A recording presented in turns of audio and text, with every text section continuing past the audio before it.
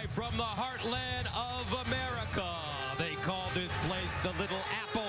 And welcome to Manhattan, Kansas, where today the #2 team in the nation comes into town looking to make it 14 straight games as TCU takes on Bill Snyder's K-State Wildcats. And ladies and gentlemen, one of the best players in America is in the building.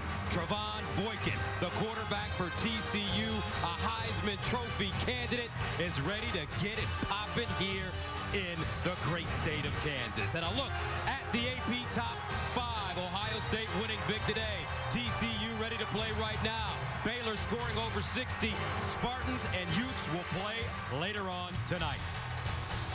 Hi, everybody. I'm Gus Johnson along with my partner, Joel Klatt. And welcome to Manhattan. And we're going to get a chance to see the little engine that could in Trevon Boykin. I cannot wait to watch this kid play live because I haven't had the opportunity over the last couple of years. You know, you can point to his stats and you can say, boy, he's a great player. But you don't understand why he's a great player. Two things come to mind, Gus. One, he's a relentless competitor. But I think even more than that, he is highly intelligent as a quarterback. That's what allowed him to learn this new offense early last season and succeed to the point where he was 4th in the Heisman Trophy voting a year ago. But he's even better than he was a year ago. And Kansas State's going to have to play brilliant if they want to contain Trevon Boykin. As the Wildcats take their home field, and there's one thing that you can count on when Kansas State takes the field, their head coach, Bill Snyder, is definitely going to have something planned for Trevon Boykin. And what's planned is much of the same because they never change. They're fundamentally sound. They're going to line up correctly on defense. They're going to tackle well, and they're not going to take a lot of penalties. This man, Bill Snyder, has done a remarkable job at Kansas State, not once, but twice. Maybe the most respected man in America in this profession brings his Wildcats in with a chance to knock off the #2 team in the land. This series dates back to 1922. Each team has won 4 times, and each team has won 3 of 4 on its home turf. TCU, K-State, next.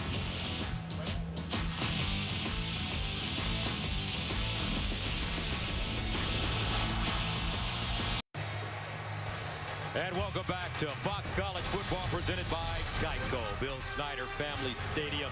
This is the 23rd straight sellout, over 50,000 ready to watch this one. And time now to go to the 3rd member of our team on the sideline, Molly McGrath. Well, Gus, TCU's Gary Patterson told us that he hasn't always appreciated his star players like Andy Dalton or LaDainian Tomlinson until after they were gone, but said this year, I'm taking a step back and enjoying all the things that Trevon Boykin and Josh Doctson can do. Boykin and Doctson both said that they worked a lot on their timing this offseason, and their confidence in each other and chemistry is stronger than it's ever been. And Boykin may have another offensive weapon back tonight. Receiver Colby Listenby was running extremely well during pregame warmups, and Coach told me if he can run, he can play, guys. All right, thank you very much, Molly. K-State won the toss, deferred. TCU will receive the football. Perfect day here in the Midwest. 72 degrees at kickoff time. Ian Patterson will send it away for the Wildcats. Kyle Hicks and the dangerous freshman Kavontae Turpin back deep. TCU won last year's game in Fort Worth 41-20 in a battle of top 10 teams, and we're underway from Manhattan. And this one will be brought out by Turpin. And Turpin, the freshman from Monroe, Louisiana, ambushed as he crosses the 10-yard line. And a couple of things you need to know when the Horned Frogs have the ball. Well, they're so explosive on offense. I think it starts with Josh Doctson. I know Boykin's going to get a lot of the love, but this is a guy with over 40 catches, and he's doing tremendous things. I think right now he's the front runner for the Biletnikoff Award. And then defensively for Kansas State, they are a great stop in the run. Elijah Lee, the sophomore from Blue Springs, Missouri, he leads them in that category. 4th fewest yards allowed on the ground in FBS. They have got to be great up front tonight. So Trevon Boykin threw 5 touchdown passes against Texas last week and became TCU's career leader on first down. They run it, Aaron Green. Watch out! Green at midfield. Green afterburners. Green 86 big ones. Touchdown TCU on the first play of the game.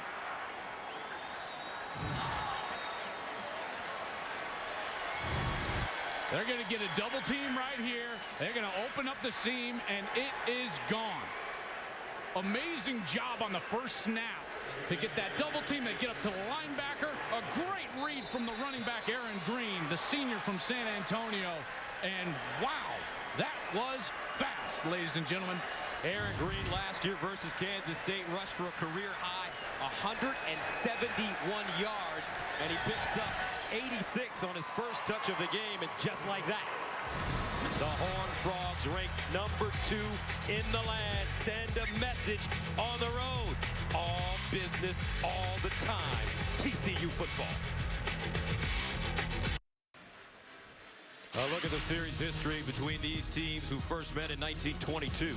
They've split the series with 4 wins apiece, and the last time they played here in Manhattan, the Wildcats won on a last-second field goal. Kansas State is 3-1 at home against the Horned Frogs. But TCU gets off to a great start as Aaron Green, the Nebraska transfer, having a terrific season. He caught a tip ball for a touchdown to beat Texas Tech 2 weeks ago. And for TCU, that's the 19th straight game in which they've scored a first-quarter touchdown, longest streak in the nation. Let's see how Kansas State responds.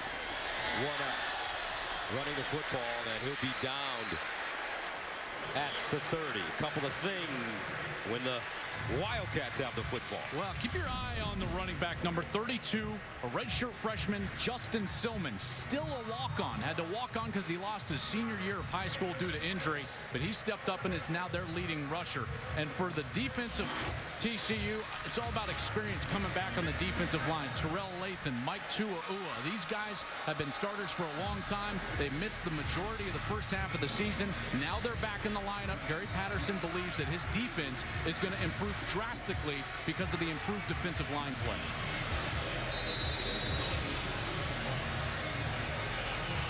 So TCU, as we mentioned, leading the nation in first-quarter scoring. Coach Bill Snyder said, I think it goes without saying, it's vital for us to score early. I mean, we are going to have to score throughout the course of the game just to keep up. First down at the 31-yard line. Gronkowski, Dimmel.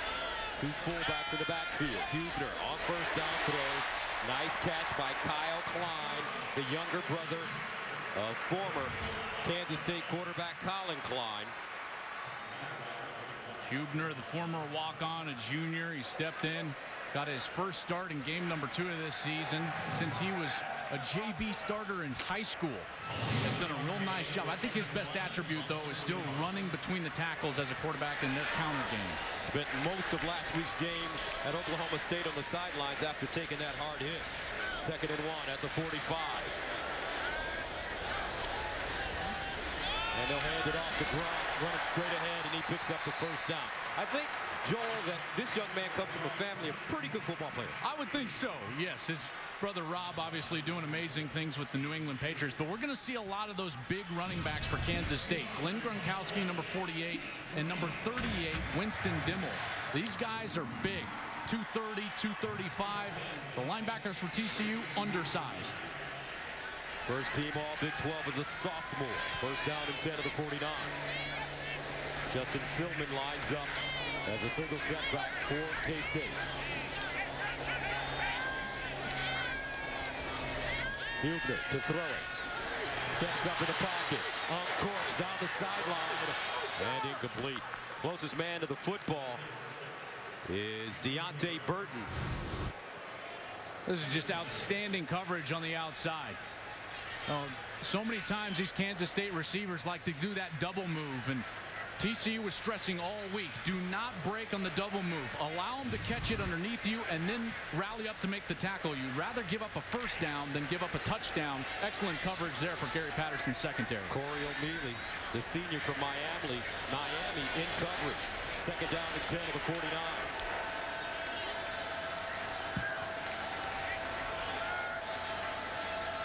Hubner to the sideline. Nice throw. Very good catch. Kyle Klein again. Close to the first down. Looks like he has it. We had a chance to spend some time with his brother yesterday in the weight room. That's right. Colin Klein, who finished his career in New York as a Heisman finalist and just had a marvelous career here as the quarterback for the Kansas State Wildcats. His brother followed him here, now a senior. There's Colin as a graduate assistant now for Bill Snyder's staff. Just a fantastic player. Great kid, too. He's down about 20 pounds. Said he didn't need all that weight. First down and 10 at the 39. Silman standing next to Hubner.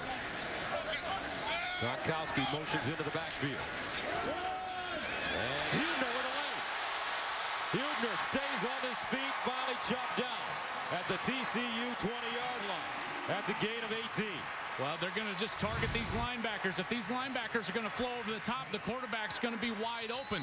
That play side linebacker, he scoots over to start. Now he gets sucked into the middle of the line of scrimmage, and there's the read. Now Hubner's going to pull the ball. Great block by Gronkowski on the outside, and it's an easy first down for the Wildcats. And yesterday in our meeting, you kept talking about running the ball as much as possible for K-State because their linebackers are small. Yeah, TCU 190 and 208 are the two linebackers. First down and 10. Here's a quarterback run for Hubner. Hubner picking his way, and he'll get 8 yards on the play. Isiaku with the tackle. TCU runs the 4-2-5 scheme, so they play with 5 defensive backs at all times. The problem is their 2 linebackers are former safeties. They started fall camp this year. Traven Howard, number 32, Montrell Wilson, number 20, as safeties. They go $190 and 208 respectively. That's too light in the Big 12 to face a Kansas State team. They got to get downhill. Gain of 17 and gain of 8 yards on the last 2 plays. Second and 2 from the TCU 14-yard line. And this is Hubner again. And Hubner down inside the TCU 5. The patience in the run game is so important. I want you to watch the linebacker because he's actually going to jump outside when he shouldn't. And that's when Hubner picks his gap. At this point, he's slow playing it, but now he jumps outside and the hole opens up inside. And that was the 3rd straight run for Hubner. First down and goal at the 4.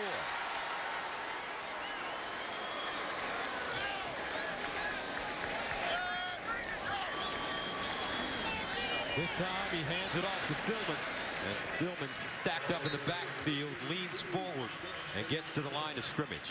So Gary Patterson, 55 years old in his 16th season at TCU. He's their all-time winningest coach. Ironically, he was a graduate assistant to this man, Bill Snyder, at Kansas State in 1982. What a story. Second and goal at the 4.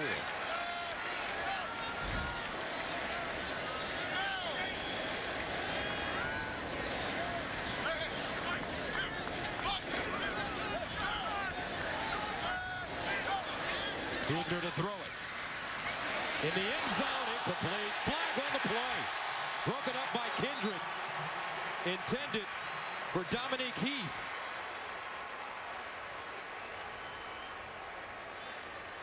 Pretty simple call here. Derek Kindred, the senior, was all over number 4, Dominique Heath.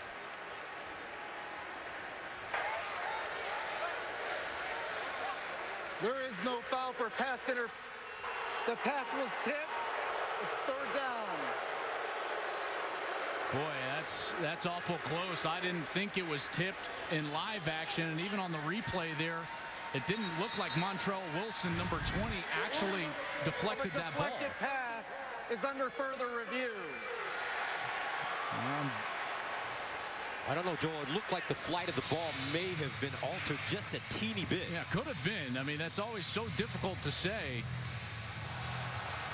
You know, in those replays, I always look at the spin of the football to see if there's any alteration as it leaves his hand. And then now, well, that's well to the right of the linebacker. By that shot, that wasn't even close to his hand. And if you piece it together from this shot, Mike Pereira, who's in Los Angeles, our rules expert. Mike Pereira, what are you thinking of these replays?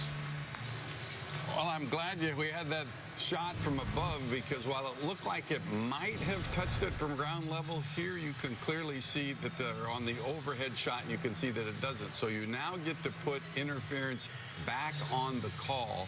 You know, there was some talk in here as we were looking at it, you know, the touching of the pass does not apply to the defender who's trying to make the play. It would have to be number 20 there. That touch, it's not whether that touch there happens and takes the flag off. So looks to me like they would put it back on as interference. I think it doesn't help in the replay that it wasn't a tight spiral, you know. But based on those two shots, Mike, I would absolutely agree with you in your assessment that this is going to be put back on as pass interference, giving Kansas State a first down, or first and goal at this point.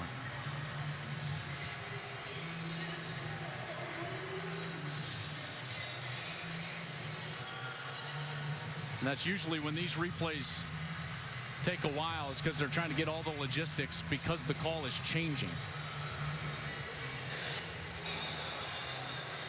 After further review, the pass was not tipped by the defense, and therefore, pass interference, defense number 26.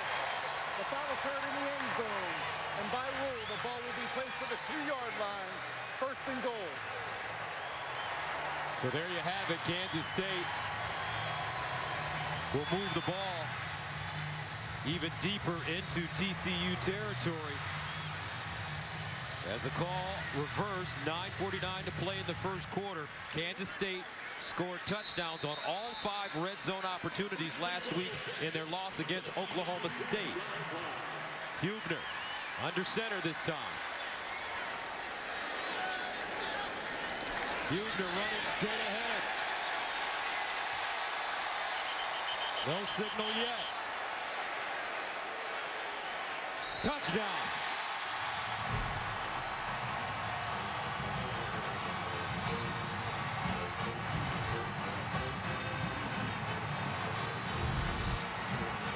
Well, everybody in, both tight ends, both running backs, all north of 230 pounds. And when you got that pushing, you're going to get yourself into the end zone.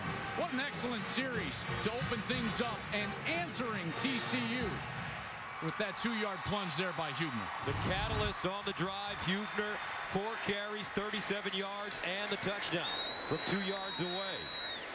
Jake Cantelli comes in to attempt the extra point, and it's good.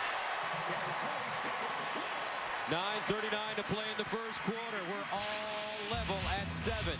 And here comes that little man, Trayvon Boykin, ready to lead the TCU offense right after this.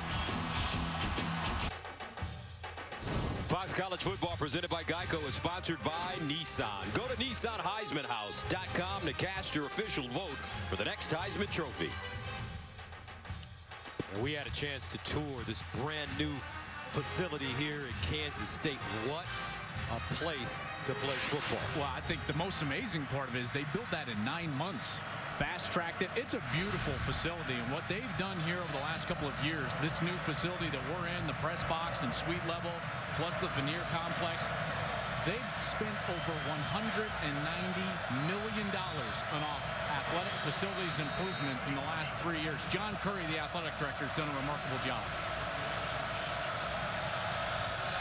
Kyle Hicks, Cavante Turpin back deep for TCU.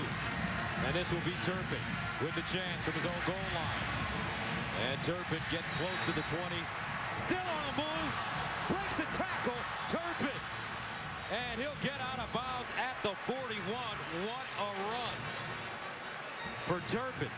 Here's the kid. Gary Patterson says he was one of the last guys we took in the class, and he's turned out to be one of the most exciting guys we've ever had. Well, they list him at 5'9" and 150 pounds, and Gary Patterson told us, don't tell him that, because he thinks he's much bigger, and he is fearless in the return game. What a great attribute for a returner to have, especially a young guy. Last week against Texas, 182 all-purpose yards on 11 touches. He had 6 catches and 4 touchdowns. First down and 10 to the 41 for TCU. Boykin handing it off to Green again. Bounces it outside with the running room. And he's finally smashed down by Caleb Pruitt. But that's after a gain of 11 yards. You know, we're going to have an interesting chess match happening here between Kansas State. They don't like to get out of their defensive formation, but Kansas State Boykin throwing it deep. Up the sideline and incomplete. Intended for Jawan Story, the senior from Brooksville, Florida. Kansas State loves to run this 4-3 cover 4, 2 deep safeties running cover 4 coverage. Doesn't really matter what the coverage means, but that look means that TCU should be able to run the ball all night long. It'll be very interesting to see if Kansas State gets out of that coverage with how well they're running it so far. Second down and 10 to the 48-yard line. Boykin to pass. Underneath, and it's caught. Desmond White doing a fine job of holding on to the football. And that brings up third down. Yeah, that ball was tipped at the line of scrimmage by Travis Britz, the senior from Harrisonville, Missouri, number 95. And great concentration by the wide receiver, just bringing it in for the completion.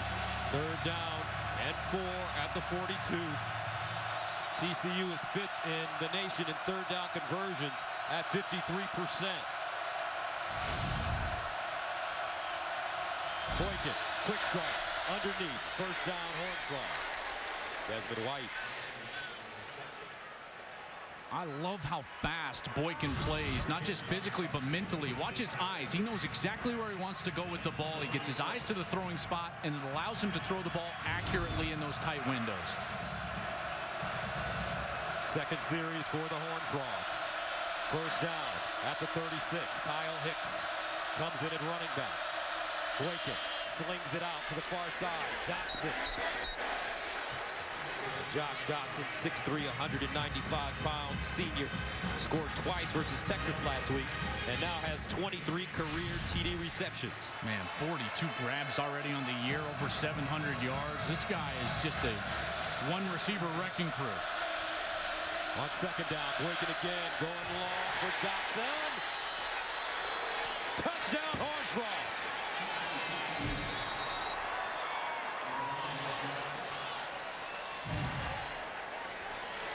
Trevon Boykin throws such a soft ball, and Dotson can jump with anybody. They call him a football basketball player. Boy, just so accurate. And Dotson, you can see how great he is in the air. Contorting his body, great body control, going to the ground. Looks like he maintains control even though that ball touches the turf. Keeps that left arm under it. This guy is sensational. My goodness. Dotson came into this game second in FBS with 8 touchdown receptions, trailing only Baylor's Corey Coleman, who had 2 today against Kansas. 13 now for Coleman. Extra point for Oberchrome is good. 7:46 to play first quarter, and they are moving and grooving so far. 14-7 TCU.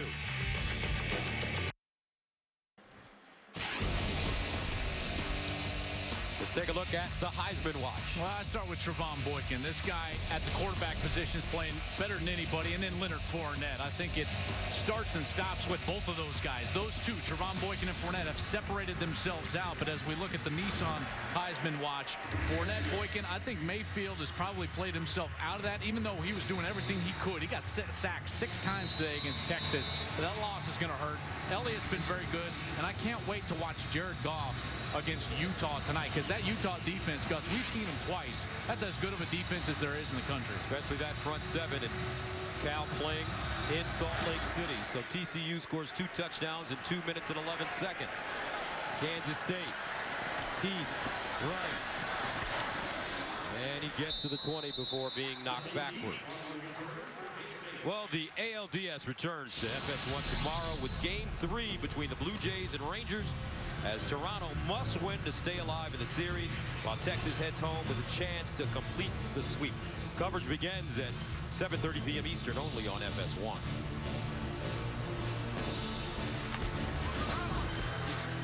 Here comes Kansas State, first down and 10 at the 21-yard line. And on their first drive of the game, we saw that they have the ability, Joel, to run the football. Well, and they're going to have to stick with that game plan, because if they try to get into this throw it all over the lot shootout, that's not their style of game. Justin Silman in the backfield with Joe Huebner. Silman running left, cuts it inside, keeps his feet moving. He'll fall down At the 25, Chris Bradley, first man to him. And from the TCU perspective, defensively, you've got to be okay with allowing K-State to have long drives. What you don't want to do is give them big plays in order to stay close to you. And your offense is going to score points, but this TCU defense forced Kansas State to snap it 10, 11, 12 times, and then what you're hoping for is that they'll make a mistake along the way. Second down and 5 at the 26. Gary Patterson, a great defensive mind for TCU as their head coach, said that the most important statistic for him is red zone defense. And a timeout called by Huebner. So Kansas State calls a timeout, trailing by 7.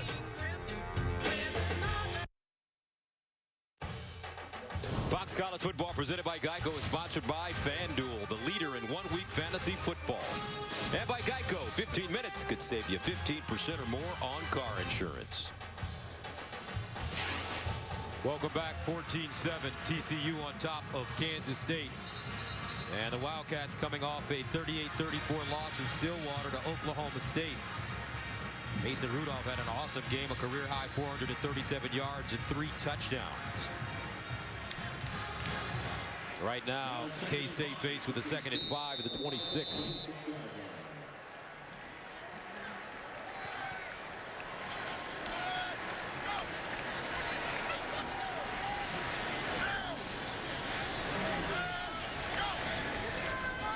Here's the reverse.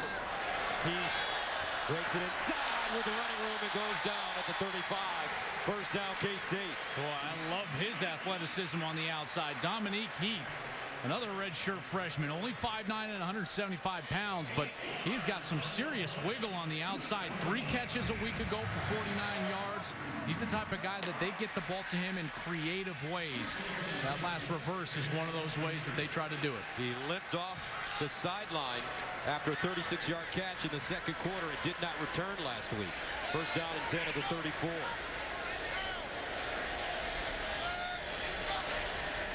Huebner to throw it. All day to throw. Huebner delivers and incomplete. Kyle Klein, the intended receiver. I'm sure he'd like to have that one back.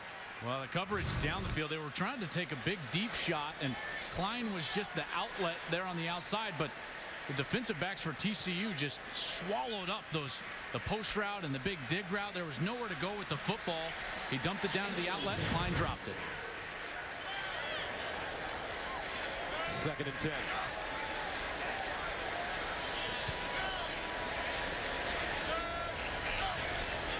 Huebner. Looking. Huebner buys time. Throws off his back foot and incomplete. Boy, just no separation throwing the ball. I'm surprised that on a fresh set of downs on 1st and 2nd down, they were trying to throw the ball when running the ball between the tackles had been so effective on the previous series. Now on the 3rd and long, this is definitely not Kansas State's forte. Wildcats need 10 yards. And a timeout called by TCU.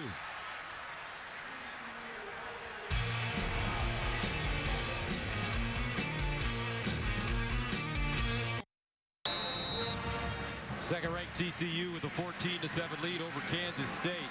Right now, the Wildcats with a 3rd down and 10 at their own 34-yard line.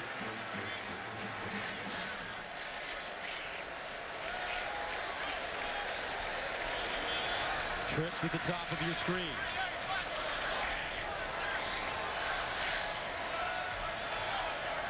Here's Huebner. Winds up the sideline and incomplete. That one sailing high over the head of Kyle Klein. And K-State will have to punt it away. Good coverage again on the outside. What I love about what TCU, especially at the top of your screen, is he forces him all the way to the sideline. That's what makes it a difficult throw for the quarterback. When the wide receiver runs right along the sideline acts as essentially another defender. So Nick Walsh, former walk-on, has been the Wildcats' primary punter since game 2 of 2014.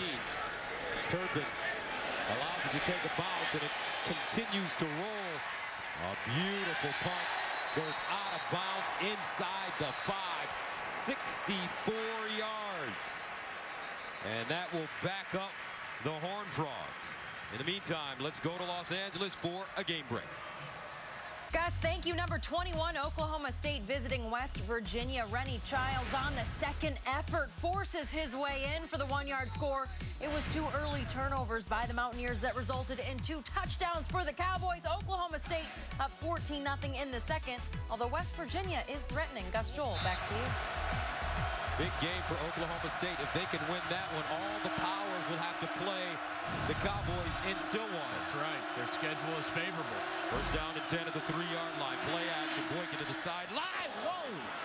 Jawan Story with an Odell Beckham. How in the world did he catch that ball?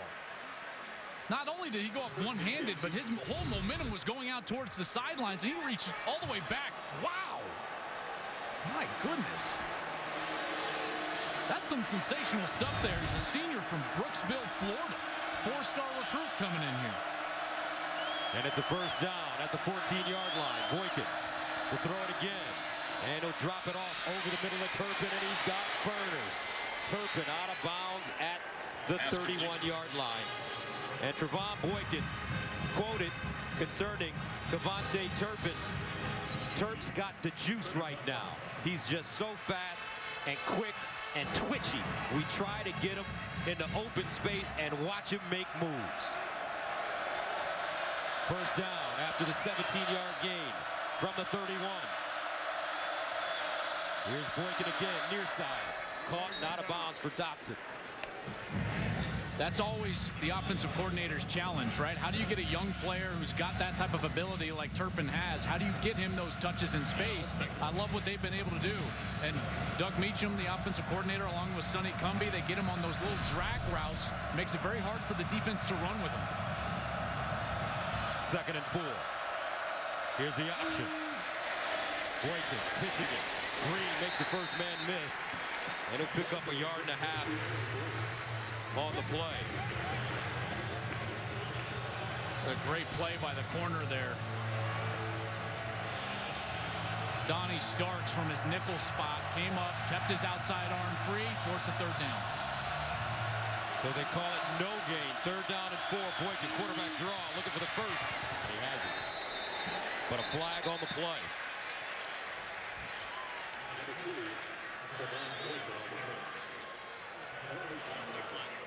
Oh, there was a hold in there by the left guard, number 77. Holding offense number 77. 10-yard penalty. Repeat 3rd down. Here's the left guard, 77, Jamil Naff. And you're going to see as he's blocking, and then right at the end, when right there, I thought there was a hole. That hole was, I thought, closing, and then it stayed wide in live time, and obviously helped by that hold from the senior. Great opportunity for K-State to get off the field here. Instead of a first down, TCU faced with a 3rd and 14 at their own 27.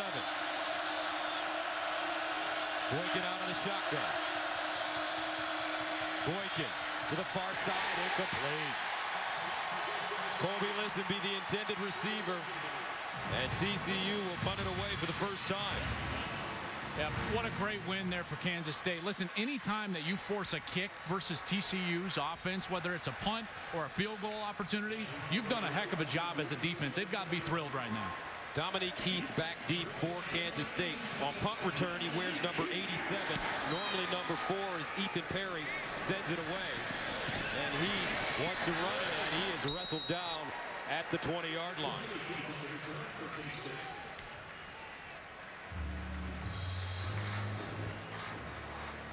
So huddle up with college football experts in live web chats all season long. A new guest every week.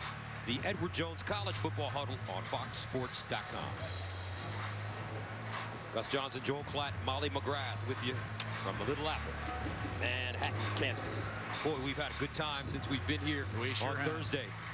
We sure have. This is one of the great college towns in all of America, and they love their Wildcats. They've done a heck of a job here creating a very tough place to play in the middle of Kansas. That barbecue was pretty good yesterday. Ooh, wasn't it good? Yes, it was. I had too many plates. That's right, plates. Multiple. That's right. First down and 10 at the 24. Gronkowski in motion. Huger running, and this time he is caught and hog-tied in the backfield. Denzel Johnson. Got all the defenders up close to the line of scrimmage. They're running straight man on the outside. That allows them to have one extra defender.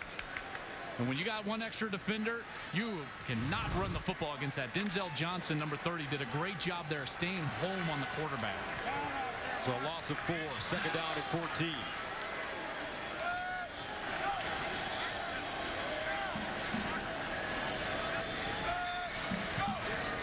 Huger. Over the middle. Nice throw. Great catch. Kyle Klein again. And it looks like Kyle Klein for Huger is starting to become a go-to guy. Well, he's that great possession type guy that you can send on curl routes and the outlet routes, and what he's going to do is be reliable. So a quarterback's going to know that he's going to be in the right spot on time. You can let the ball go before he's even out of his break. So a gain of 13 makes it third down and 1 at the 33. Gronkowski, Dimmel in the backfield, quarterback sneak, first down. Wildcats. I just love the chess match that's going on right now, because after that first touchdown drive, Gary Patterson for TCU changed the coverage, and he's gone to man, and he's placed one of those secondary guys down into the box to stop the run of Kansas State, because they ran it so effectively. And so now what's happening is Huger is having to throw the ball to loosen the defense back up. It's these in-game adjustments that just make the game of football the most fascinating sport in the world. First down. Huger thinking about running it, and he is caught in the backfield one more time. Howard with the tackle. That delayed run not working. No, it wasn't. And watch the safety as they're going to try to sneak Glenn Gronkowski out on this pop pass. But the safety does a heck of a job. He comes up, and then he just spies him, and now he's all over him in coverage. Huger's got nowhere to throw the football. That's where they were trying to go. No gain on the play. Second down and 10. Huger doing a fine job thus far managing the game for K-State.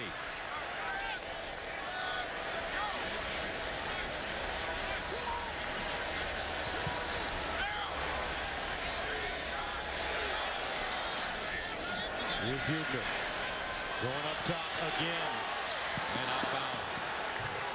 Kobe Moore, the intended receiver, and that brings up third down and long. And that's twice now we've seen him try to throw the ball down the field to his right, and he's thrown it just straight out of bounds. This is a big pet peeve of a lot of quarterback coaches around the country, because that ball is 100% of the time incomplete. Wide receiver given no chance.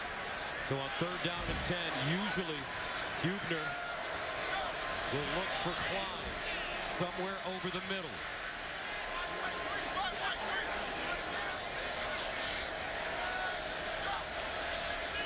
Huger to throw. Up the sideline. This is Klein.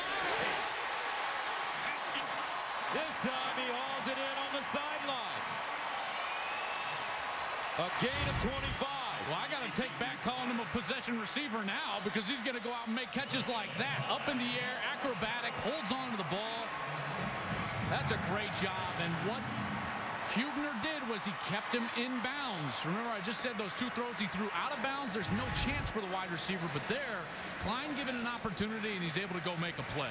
And when we talked to Bill Snyder in his office yesterday, he talked about Joe not really being able to get a good grasp on throwing the ball short, but his deeper throws are much better.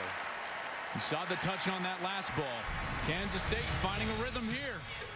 Driving, trying to tie this one at 14.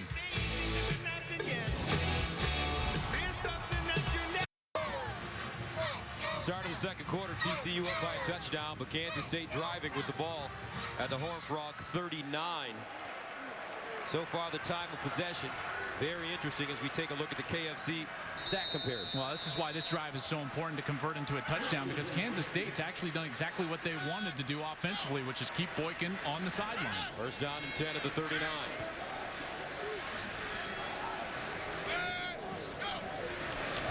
Hubner handing it off to Silman. Silman in the running room, gets outside. Silman finally chopped down at the 30-yard line.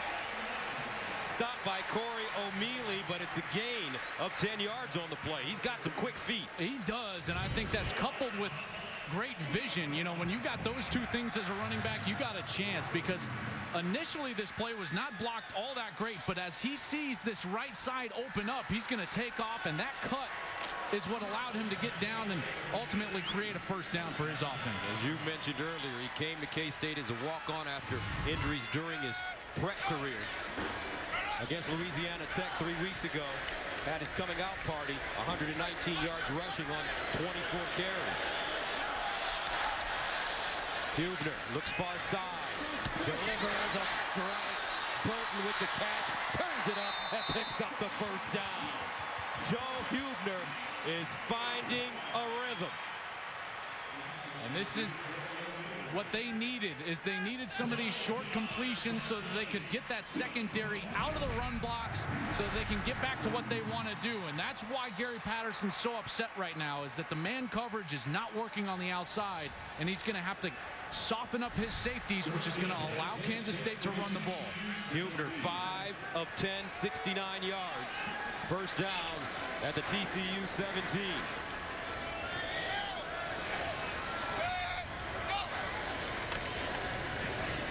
Silman. And Silman roughed up. He'll be lucky to get back to the line of scrimmage as Curry and Howard combine on the tackle. You know, it's when you're a Kansas State player and you're facing a team like TCU, there's so much pressure on the offense in situations like this in a red zone series, 2nd and 10, because you got to score touchdowns. You start kicking field goals and they start blowing you out of the water because they're so potent. Second down and 10 at the 17.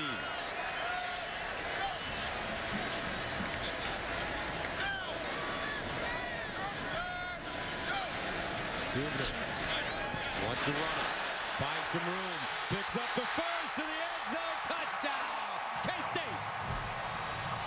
What a patient run by the junior quarterback.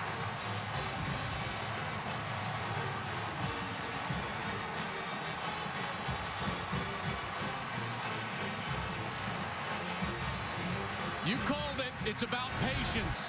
And when you're going to pull a tight end and a fullback, he's got to allow this defensive end to get all the way up the field. Watch Hubner wait for those blocks to take place. Then he gets behind him, and he's home free for the touchdown.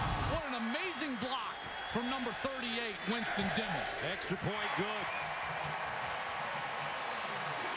12:51 to play in the second quarter. Kansas State battling.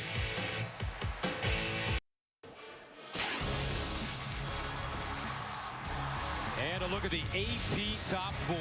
Well, Michigan State falling back because of that poor performance against Purdue, and Baylor and TCU really just taking care of business. Ohio State, they were in a bit of a dogfight earlier today against Maryland, but boy, how about Texas's win in that Red River rivalry over Oklahoma? Chubb just sick to my stomach with his injury, and Michigan 38-0. Watch out for the Wolverines. That's their 3rd straight shutout. Jim Harbaugh is doing something special, partner, in Ann Arbor. As a look at the drive, 10 plays, 76 yards. More importantly, the time of possession. They kept Trevon Boykin on the sideline, eating up close to 6 minutes. Turpin, watch out at the 10. Turpin spinning and goes down at the 25-yard line. Now let's check in with Jenny Taft. Gus, thank you. Arkansas visiting number 8 Alabama. This coming off an interception. Brandon Allen finds Drew Morgan wide open for the 4-yard touchdown. The Razorbacks up 7-3 seconds before halftime. Well, for the 2nd straight year, Alabama struggling with Arkansas. Arkansas clearly needing to improve after a couple of their losses earlier in the year. First down and 10 at the 25. Here's Boykin over the middle and a wide open receiver. He finds, and this is Nixon. Nixon still running. Sean Nixon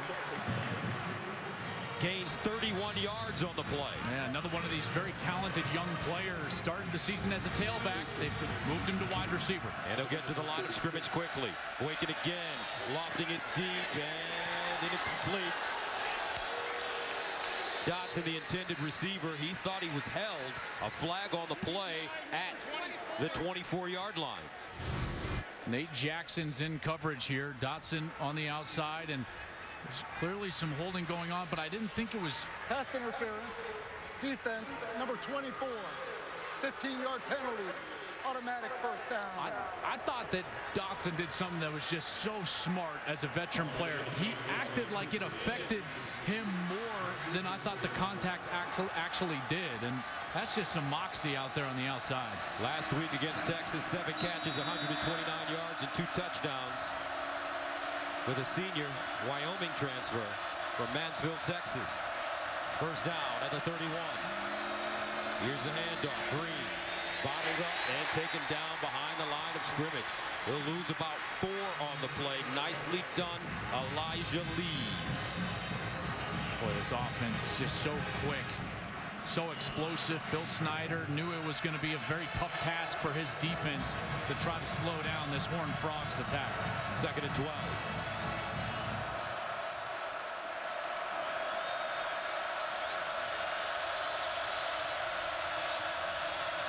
Boykin with time, throws it deep, incomplete, intended for Turpin, who had a step on Donnie Starks, but it would have had to have been a perfect throw for Trevon Boykin. Yeah, that's exactly. This is what I was talking about earlier. When the wide receiver is right next to the sideline, that's a nearly impossible throw for a quarterback because the coverage is right next to the wide receiver and you can't throw it over his outside shoulder. 3rd down and 12 at the Kansas State 33-yard line for TCU. Boykin fires it and incomplete. Boykin hit as he released the football, and for the 2nd straight time, the TCU defense holds. This was Marquell Bryant, number 45, that ends up getting the pressure from behind Trevon Boykin. That's really the first time all night long that we've seen the pressure affect Boykin. And now again, any type of kick, whether it's a punt or a field goal, that's a win for the defense. So here comes Jay Noberchrome coming in tonight's game. 1 field goal shy of tying Nick Brown's TCU career record of 65. This one will be from 50 yards away. Got it up. And good. Jay Noberchrome hits a 50-yarder. His career-long 56. And TCU will take it.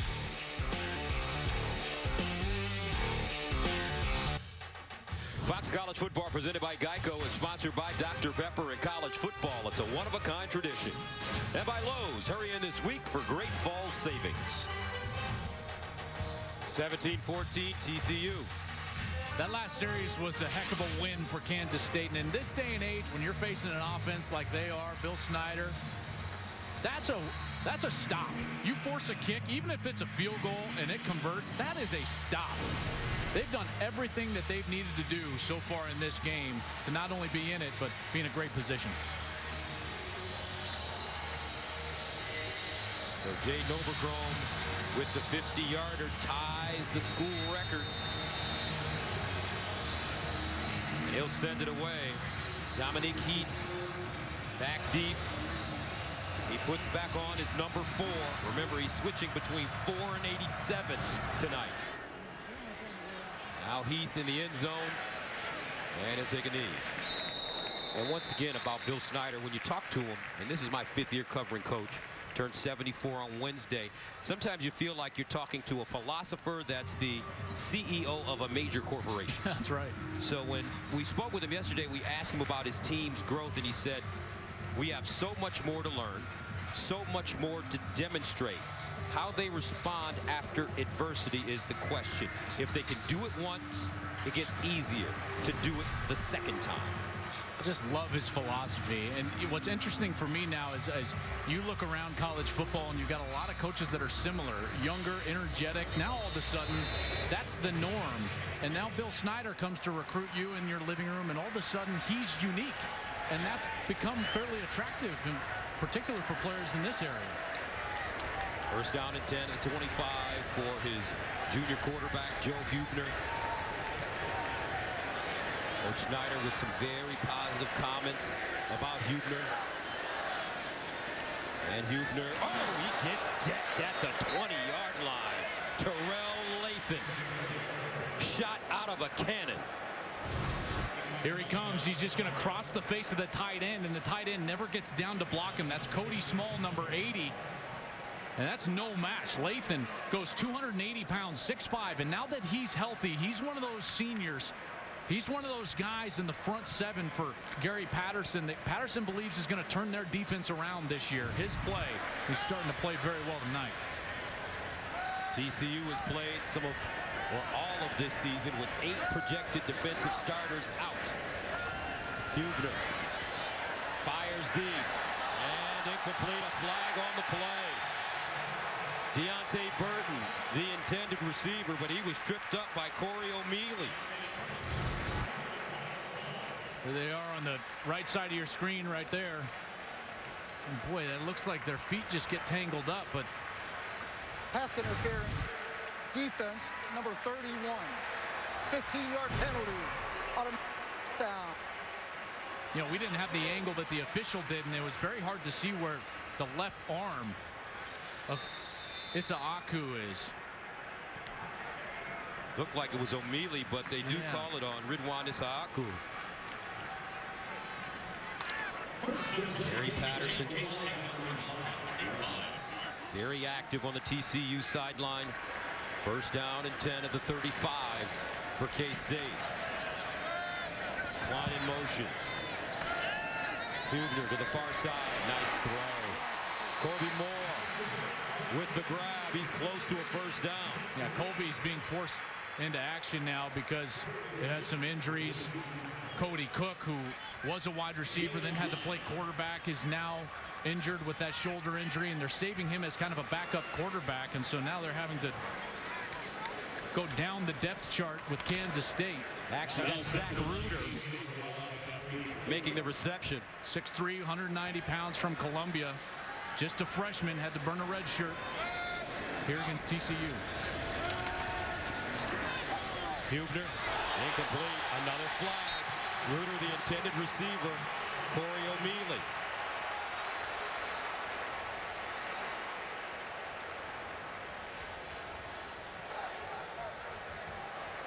Pass interference. Defense, number 2. Spot of the foul. Automatic first down. So they get O'Mealy again, second time on this series.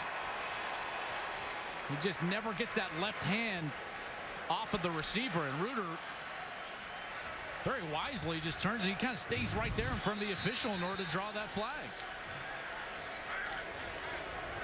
First down and 10 at the 49.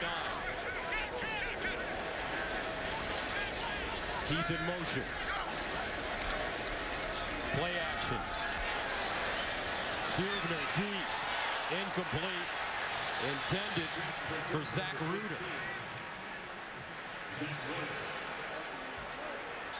Denzel Johnson covering.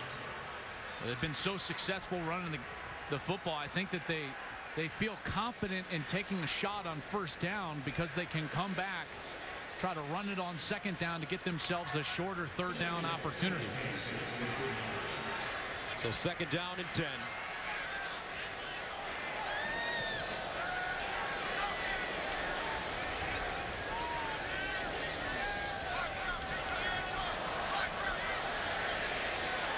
Play clock winding down. They get it off. Huebner gets outside, looking for a block, and Huebner goes down hard. Remember, he went out of the game last week against Oklahoma State. Corey O'Mealy dropping him there. Took a hard hit. Looked like he could have been out momentarily. Like, we were all shocked to see him actually come back later in that game based on the hit and how he reacted to that hit. But he would later say that he was actually just more surprised than anything and never lost consciousness on the field. 3rd down and 9 at the 48.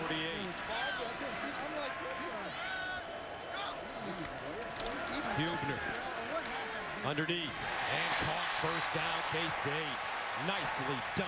Dominique Heath found a soft spot and Hubner put it on him. I love what Hubner does here, because when you watch the route from Heath, who's on the right side of your screen, what Hubner does is he leads him away from the defender. So he throws it on his left side away from the defender. That's communicating with your ball placement. And when you're throwing the ball out there, you're telling the wide receiver, you've got defenders on your right. Now you're going to just get down, make the conversion. That's a heck of a throw from Hubner. 1st down as Kansas State keeps the chains moving at the TCU 38. And they'll hand it off. Charles Jones with room. And Jones chopped down by Derek Kindred.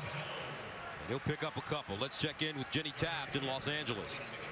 Well, Gus, a heated rivalry between Florida State and Miami. Everett Golson finds Delvin Cook, 36-yard pass, and he does the rest. Great move. The 2nd touchdown of the night, giving the Noles the 14-3 lead over the U in the 1st quarter. Gus, Joel, back to you.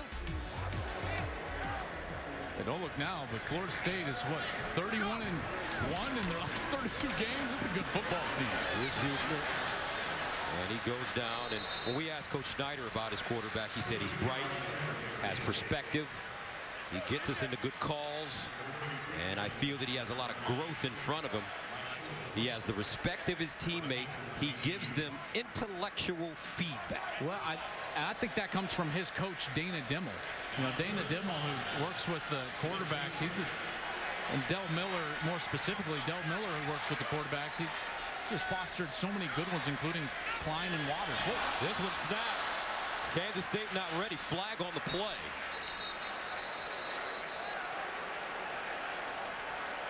Dalton Reisner is the center, and he may have saw TCU jump offside. Offside. Defense number 92. A 5-yard penalty will result in a 1st down. You know, this is a smart play. I know that it's not caught by the quarterback here, but as he sees that defensive end on his right, he's going to snap it right away. Dalton Reisner is a redshirt freshman. He's taken over for B.J. Finney, who was an all-conference player a year ago. What I love about Reisner, he's the son of a coach. His dad is a high school football coach. He played for him in Wiggins, Colorado. And this guy is smart, and that last play was evidence of that. 1st down and 10 of the 28. And they'll run the football. Jones breaks it, high steps, gets there, touchdown! Kansas State.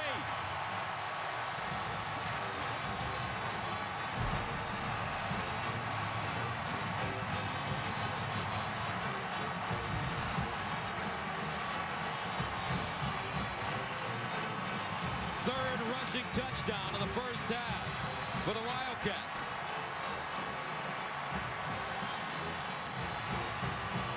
This is exactly how Bill Snyder drew it up. The game plan is being worked to perfection right now by the Wildcats.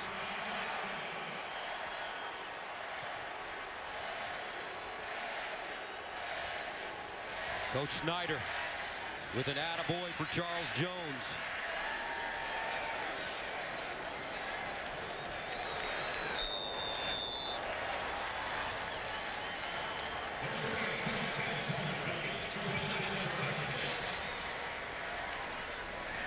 Cantelli in for the extra point, and it's good. Under 7 minutes to play. Kansas State taking the lead over the number 2 team in the country. Coming up on the State Farm halftime, we've had one huge upset today in the Big 12. Highlights of Texas's huge win over Oklahoma, and a top 20 Big 10 matchup in the Big House between Northwestern and Michigan, and a Heisman candidate injured. Gus and Joel, let's go back to you. All right, Kevin, thank you very much. 21-17, Kansas State.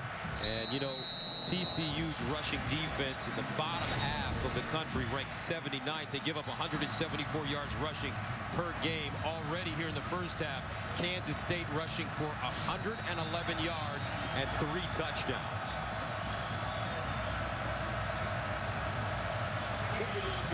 Ian Patterson will send it away. Devontae Turpin, the deep man, along with Kyle Hicks. He's the up back. And this is Turpin from the 9. Turpin with room. A flag on the play as Turpin finally goes down at the 35.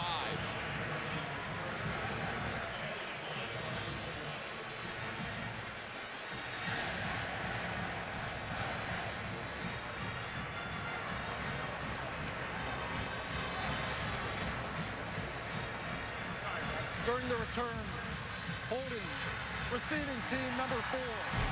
10-yard penalty, first down. 7th penalty against the Horned Frogs, only 1 against Kansas State. I want to go back to that touchdown because we got a great block here by the guard, but then watch right here because this is the lane that's going to open up as the opposite linebacker, Traven Howard, actually scoots to his left, and that shuffle opens it up. There the block takes place. Now the linebackers are caught up in the wash, and that's what allows the big hole for a touchdown. So first down and 10 of the 15 for TCU. Here's Boykin. Hit as he throws. Picked off. Intercepted by Elijah Lee.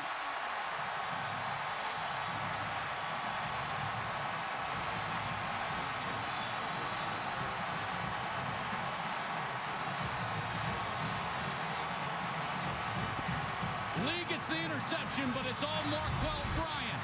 Here he comes on the edge. He's going to get to Boykin again. This pass rush hasn't been great this year, but we're starting to see signs. There's Bryant, affects the arm, and Elijah Lee gets the pick. And the number 2 team in the country is in trouble, folks. That's the first turnover for TCU in the last 3 games.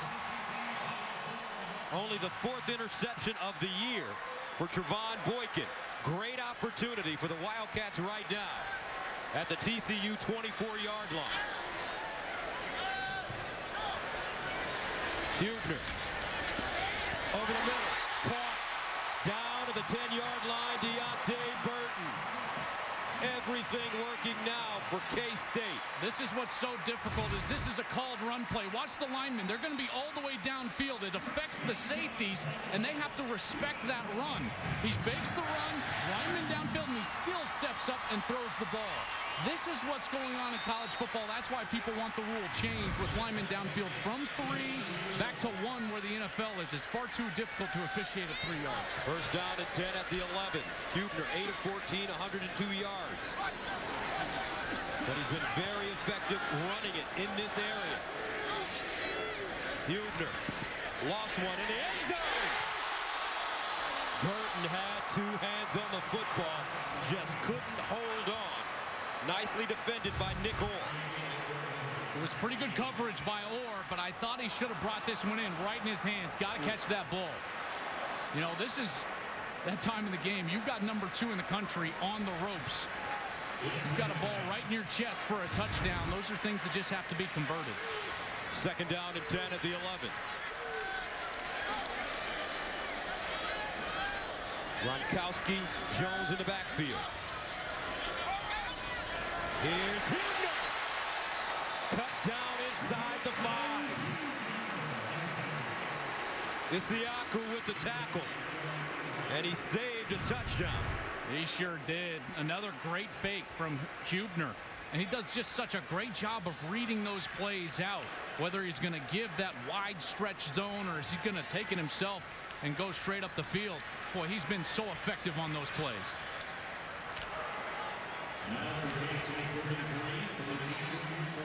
One reason Hubner has so much success is because of number 48, Gronkowski. One service has him tabbed as the 9th best NFL prospect. Here's Hubner. Oh, Hubner stays on his feet. Fires. Incomplete and a flag on the play.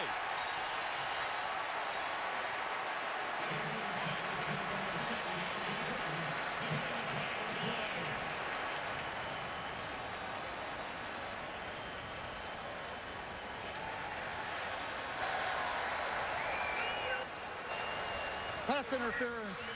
Defense, number 2. The foul occurred in the end zone. First and goal at the 2. Boy, they had to cover so long because watch Caraway. Caraway's going to come, and he's totally free. Has the sack, but he thought he threw it, so he didn't want to draw the penalty. He didn't realize that Hubner still had the ball, and then when Hubner finally did throw the ball, that's when O'Mealy, number 2, he gets caught up. You can see he's kind of holding right there, and now he's going to arrive just a bit too early on the back of Deontay Burton. And that's the 4th pass interference penalty. And some movement. Gronkowski. They'll make that Winston Demo jumping. False start. Offense, number 38. 5-yard penalty. It's first down. Boy, some uncharacteristic mistakes from Kansas State so far. You know, for the last 4 years, they've led the Big 12 in fewest penalty yards. That's actually ratcheted up a bit this year. That's already 2 tonight. And then the big drop, the mistake earlier in this series that was in the end zone. So they'll back it up 5 yards. First down and goal at the 7. What do you want to run down here, Joel, if you're K-State? Well, they've been so effective with that quarterback run game, I'd stick with it. Charles Jones in the backfield. They give it to him. Cuts inside. Touchdown, Kansas State. His 2nd touchdown of the night. And how about this, folks? 4:56 to play in the first half. Kansas State on top of the number 2 team in the nation. This linebacker's going to get caught way outside. It makes it a very easy block and just an easy touchdown for Charles Jones, his 2nd of the night. Watch the linebacker. He steps outside. No reason for that. Jones is inside. As soon as he gives up that ground, that's 6 points. 27-17. Kansas State. 4 rushing touchdowns for the Wildcats in the first half. And you kept saying it, Joel. If it were you and you were Kansas State, run at those linebackers, and that's what they're doing. All week long, they got those small linebackers, hammer away. Fox College Football presented by Geico is sponsored by DirecTV. Don't just watch TV, DirecTV. And by the U.S. Army. 28-17, K-State leading 2nd-ranked TCU with 4:56 to play in the first half.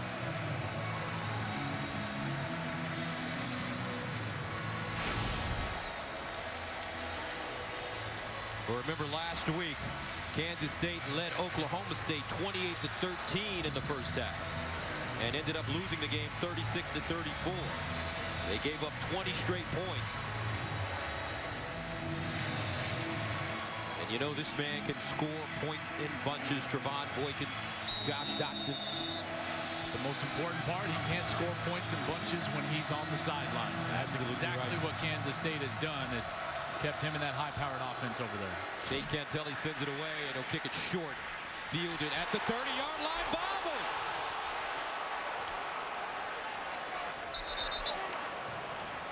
And TCU catches a break. Kyle Hicks covers up the football.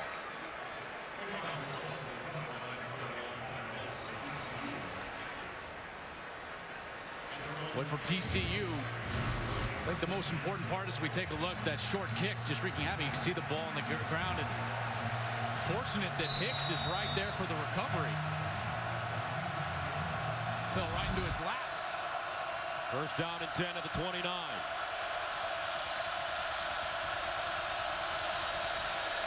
And a flag on the play. Full start. Offense, number 22. 5-yard penalty. First down. This stadium, and I know this from experience, is much louder than you would expect it to be when you're in the middle of the field. In particular, once they built this brand new press box, it keeps the noise right down in the middle of the field. 23rd straight sellout, over 50,000. First down at 15 at the 24. Empty backfield for Boykin. Boykin delivers underneath, and it's caught by Sean Nixon. And Nixon wrestled down quickly by Sean Newland.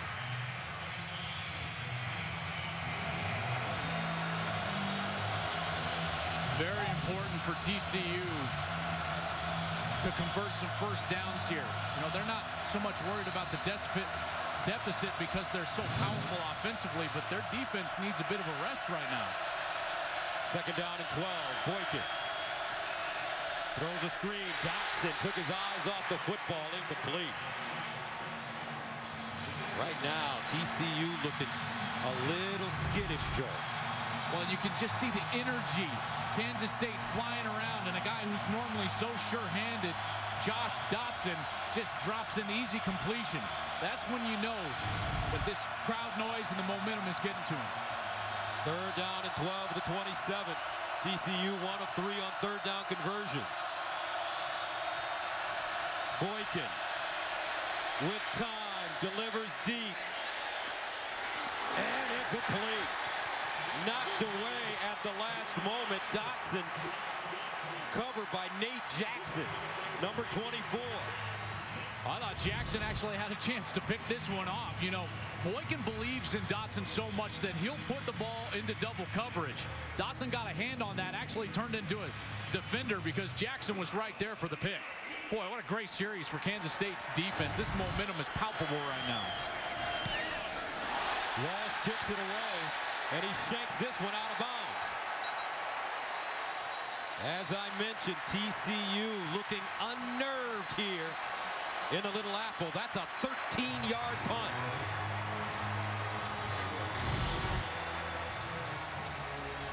See how bad he actually hits this punt. My goodness. Went directly out of bounds. 13 yards and sets up another possession for Kansas State in plus territory. Actually, it was Ethan Perry.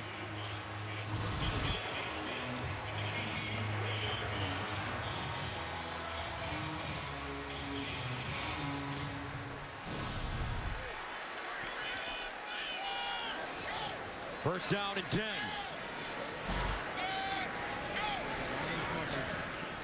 And Huebner runs it with room. Gets on the sideline. Huebner out of bounds inside the 15.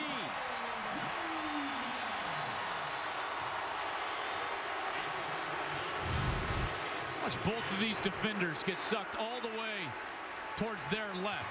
One of them has to stay home for the quarterback. If both of them go in to stop the run, now someone's not doing their job. The defensive end is usually the one that's supposed to close down and cover up that zone from the running back, and the linebacker needs to stay home. Very frustrating for a defensive coach in Gary Patterson. 85 yards rushing and 2 touchdowns for Huebner in the first half. First down and 10 to the 14. And they'll hand it off to Jones. And Jones picks up a couple. He has 2 rushing touchdowns in this first half as well. Well, this defense, they've been decimated by injuries all year.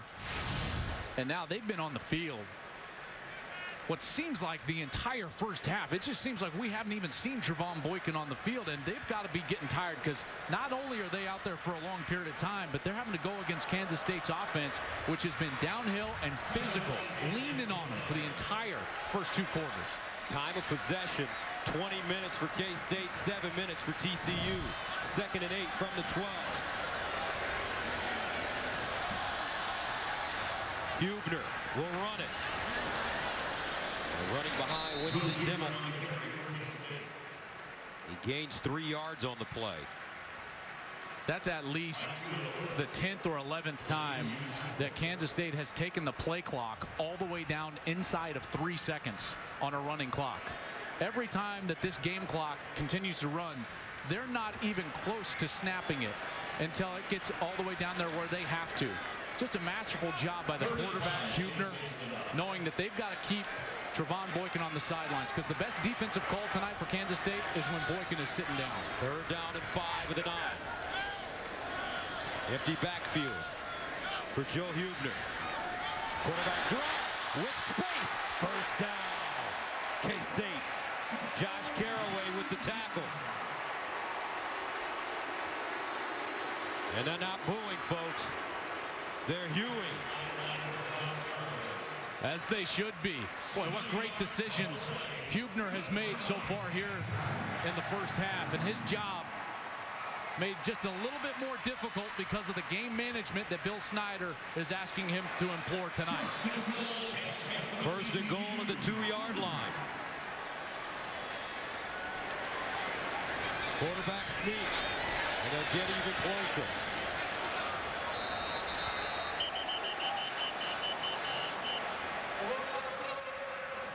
Forward progress is stopped short of the goal. Second down. Well, just line up in the same formation and do it again. That's exactly what Winston Dimmel is asking for, the fullback number 38. You put those two big fullbacks, and you don't see fullbacks very often in college football nowadays, but Gronkowski and Dimmel, 234, 235, leading the way. Hubner, 211. Here comes the quarterback sneak. Can he get in? Look at the push from Dimmel.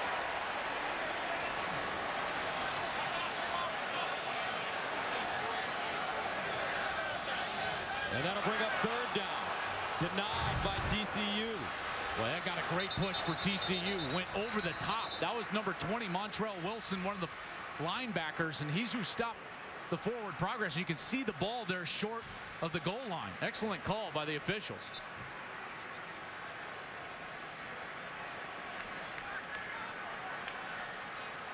Kansas State calls their second timeout of the half. 30 seconds. So a timeout on the field. K-State knocking on the door, up 28-17. Don't forget, coming up next, the State Farm halftime report. A lot to talk about in college football, including this one. 28-17 Kansas State. The pupil, Gary Patterson, right now being sent a message by his mentor, Bill Snyder. K-State, third down, goal at the 1. Hubner, another quarterback sneak. This time he got it.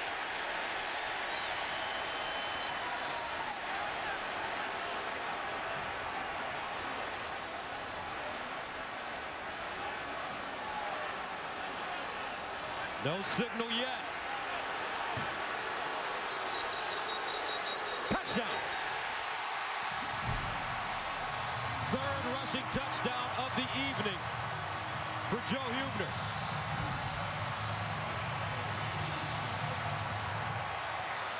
Winston Dimmel actually came out of that pile. Ball might have been knocked loose in there, but he definitely had control when he crossed the goal line based on that last look.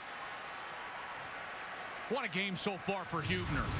Another touchdown. This game plan been executed to perfection. 8 seconds remaining in the first half. How big was that mistake in the punting game? Ethan Perry shanking it 13 yards. Gave K-State excellent field position.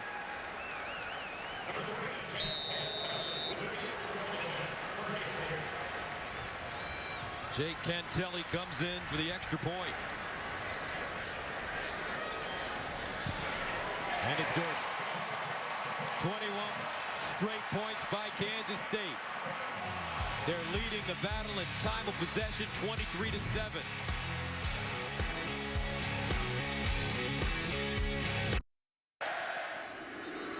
(20) 35-17 K-State with the lead. 5 rushing touchdowns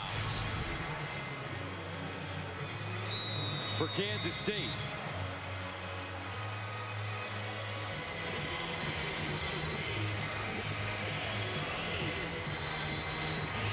(22 seconds remaining). Exactly how Bill Snyder drew it up. This one fielded at the 20-yard line. And it's Kyle Hicks. He'll hop forward and get to the 35.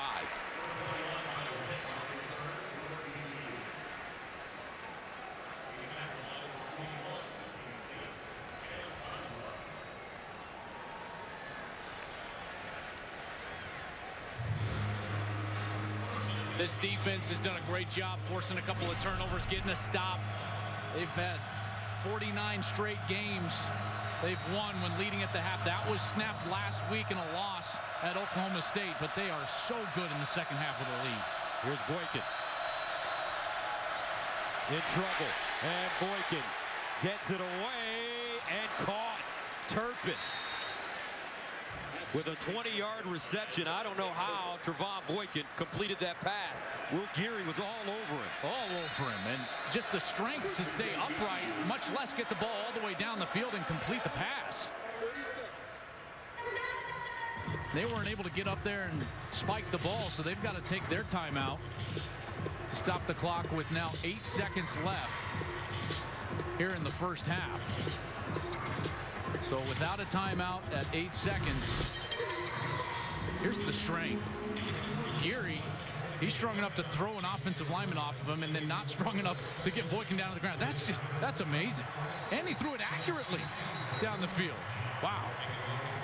No timeouts, 8 seconds. This ball's going to the end zone.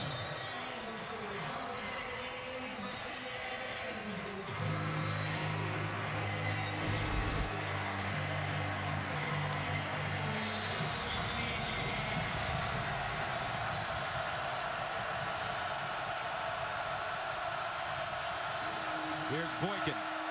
The far side. Ball completed by as Nixon makes the catch. Great run after the catch. But did he run out of time? Yes, he did. Boy, Patterson's going to be so upset. They were just trying to get some extra yardage and try a field goal there. They run the out route. Patterson's furious because they were trying to get the clock stopped inside of 5 seconds with that out route and kick a field goal with their great kicker, Jaden Oberchrome. Nixon with that extra move, Gus, ended the half. Remember, Oberchrome's career high is 56 yards. See, right here, he wants him to run out of bounds. And because he has the extra move, he's not drugged down until 1 second left on the clock.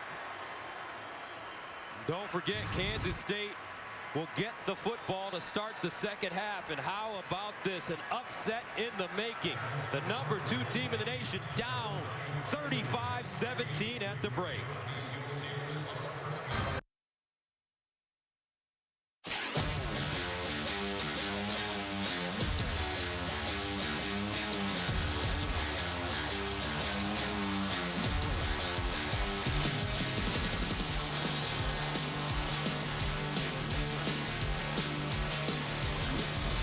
And welcome back. What a score at halftime. Kansas State with a 35-17 lead over TCU, the second-ranked team in America. Gus Johnson along with Joel Klatt. I mean, I don't know, Joel. It was almost as if Kansas State played the perfect half of football. And listen, there was a strange ending there at the end of the first half. I want to take you back to it because Sean Nixon, the slot back for TCU, caught a pass and they wanted him to get out of bounds. I want you to take a look at the game clock in your lower right-hand corner. 8 seconds left. Now they're going to try to get the ball completed and out of bounds so that they can kick a field goal. He decides to run it down the sidelines. When he does that, he's tackled inbounds. So the clock will stop for a first down, but then continue to run. Now, he's tackled actually with 1 second. Replay could have gotten involved and actually given them a chance to snap the football again. The problem I would have had with replay getting involved is it would have artificially allowed TCU to get their field goal unit on the field, Gus, which they wouldn't have been able to do in the normal course of play. So Kansas State with the football to start the second half. They'll start it at the 25. Let's bring in Mike Pereira. Mike, your thoughts? Well, Joel, I don't agree with you, and the reason I don't is because there is a specific play in the rule book that talks about this. It's a casebook play that says on a first down, inbounds, clock expires, but there should have been 2 seconds left back on the clock. And it does say reset the clock and run one more play. Clock starts on the referee signal, but you let them get set up. And here's the issue. Smart team could have their field goal team ready to go on as soon as the first down is ruled, and maybe they would get that kickoff. So I think you have to go by the book. All right, thank you very much, Mike. First down and 10 at the 25. Hubner rolling out of the pocket on the play action fake over the middle and incomplete. Cody Small, the intended receiver, Just to wrap up that conversation there, I completely understand what Mike is talking about, and by the rule book, yes, that is accurate. Now, the problem I would have with it is if you give them an extra snap and they try to spike it, you can't do that with just 1 second and still kick a field goal. And if they were able to line up their field goal unit because of a replay, then replay would have artificially allowed TCU to get their field goal unit on the field. Second down and 10 at the 25. Hubner looks to run. Hubner with a lane. Hubner first down and more. What a run. Derek Kindred with the tackle. A 23-yard pickup for Joe Hubner. Boy, I can't tell if this is a designed run where he's kind of faking this ball to the left side. It's absolutely a designed run. That's basically like a screen pass without throwing a screen pass. Fake it to the left. Now the linemen pull out and get downfield, and you allow the quarterback to run the ball down the field. That's a great design play from Kansas State. And how about Joe Hubner? 19 carries, 120 yards, 3 touchdowns rushing. First down and 10 at the 48. Opening drive of the second half for Kansas State. Hubner again to run it. And this time he's chopped down at the line of scrimmage. Let's go downstairs to Molly McGrath. Yeah, Gus, TCU's head coach Gary Patterson obviously very upset with his defense at the half. Coming out of the locker room, he told them they need to do 3 things to be successful. They need to get off the field on third downs, tackle, and be more physical. He said they're not doing any of those things in the first half, and he said time of possession, penalties, stupid mistakes are killing their momentum. To get it back, he said it's simple. They need to get their offense going and score, guys. All right, thank you very much, Molly. Second and 9 at the 49.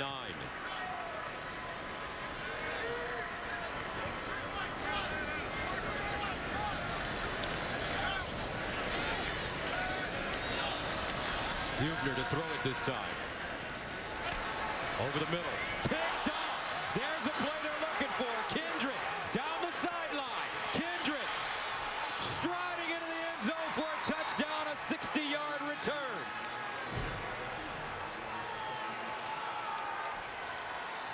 They're looking for Zach Reuter, number 15, and he actually just falls down in front of Derek Kindred. Derek Kindred was one of the only starters. He was the only starter left from that Peach Bowl victory earlier this season when they were playing Texas Tech, and he comes up with the biggest play so far for TCU this night. Wow, what a game changer for TCU. Kindred just a marvelous job stepping in front of that ball. 35-23 now. Extra point on the way. And once again, remember, last week, Kansas State led Oklahoma State 28-13 in the first half. They proceeded to give up 20 straight points, took the lead again with 3 minutes left, but ended up losing the game. Extra point is good. Opening moments of the third. Big play already for TCU as the defense steps up. Kindred, 60-yard interception return for a touchdown. Fox College Football is sponsored by State Farm. It pays to double check. Talk to your agent today. By FanDuel, the leader in one-week fantasy football. And by Lowe's, hurry in this week for great fall savings. 35-24 now, K-State with the lead, but Kindred with that beautiful interception return for a touchdown, his 7th career pick 6. And that should give TCU some momentum as they get ready to go back on defense. On the other side, Hubner throwing the interception.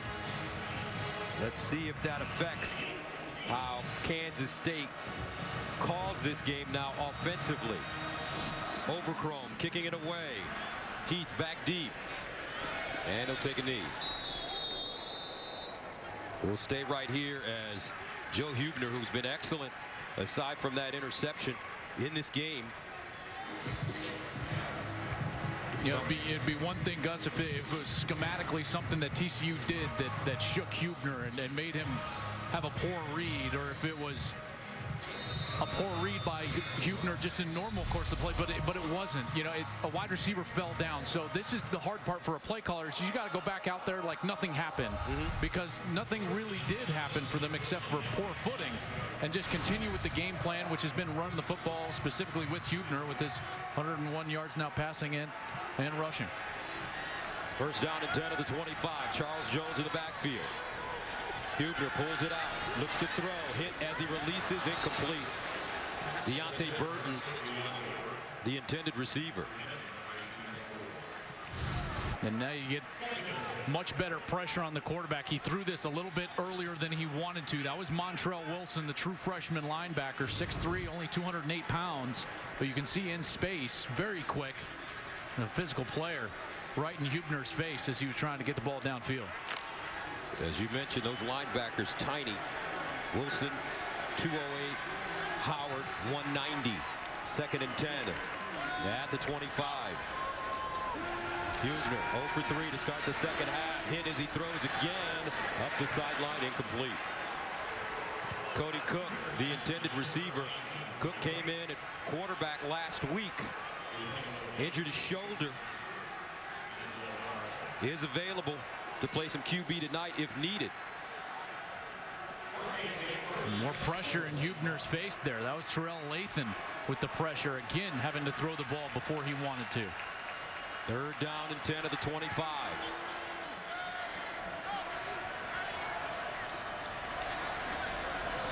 That pick six has inspired this TCU defense. And a timeout called by Huebner. 13:04 to play third quarter. 35-24, K-State.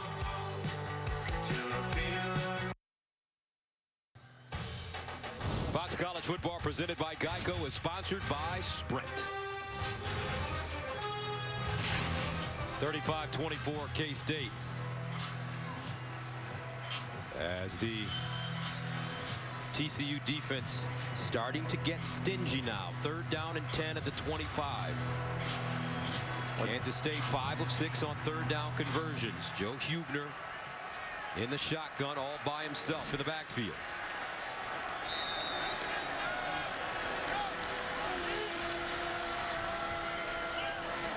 Receiver package. Huebner underneath. Caught. Burton with the grab and a first down.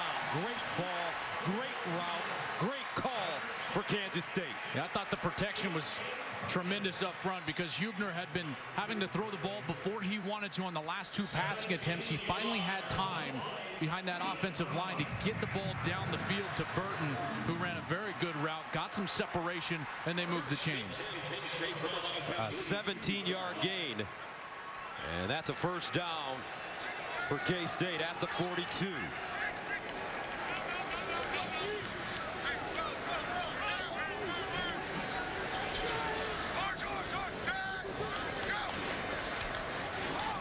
And they'll hand it off. Charles Jones crosses the 45 up to the 47. Howard with the tackle. Let's check in with Jenny Taft in Los Angeles. Gus, thanks. Number 8 Alabama held to just 3 points at halftime, but finding their stride in the third quarter against Arkansas as Jake Coker airs one out to true freshman Kelvin Ridley. 81 yards for the touchdown. The Tide take the lead 10-7 as the third quarter has come to an end. Gus, Joel, keep you posted. Thank you very much, Jenny. Boy, Ridley is a special talent down there. Highly recruited receiver. They're hoping makes up for the departure of Amari Cooper. Second down and 6 at the 46. Huebner, far side, make that near side, incomplete, intended for Zach Ruder. Been a bit surprised that on the early downs so far in this second half, they've been throwing the ball. So much success running the ball in the second quarter specifically. I would have forced TCU to show me that they can stop that run before I started putting the ball up voluntarily. Change of philosophy for Kansas State to start this second half. 11:37 to play in the third. Third down and 6 at the 46. Burton in motion. Huebner looks that way. And that one knocked away. Corey O'Mealy knocking the football to the ground, and that'll force Kansas State to punt it away. Trying to get the ball to Dominique Heath, number 4. He's only 5'9", 175 pounds, and so they're trying to find that creative alley, and they slow played it. He ran a little delayed route, and O'Mealy Actually got there a little soon, but gets away with it with the coverage. O'Mealy, of course, called for 3 pass interference calls just in the second quarter alone.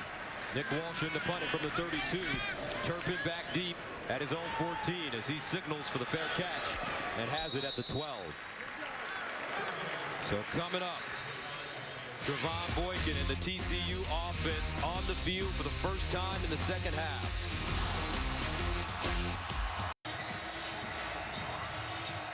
(35-24) Kansas State as TCU comes onto the field.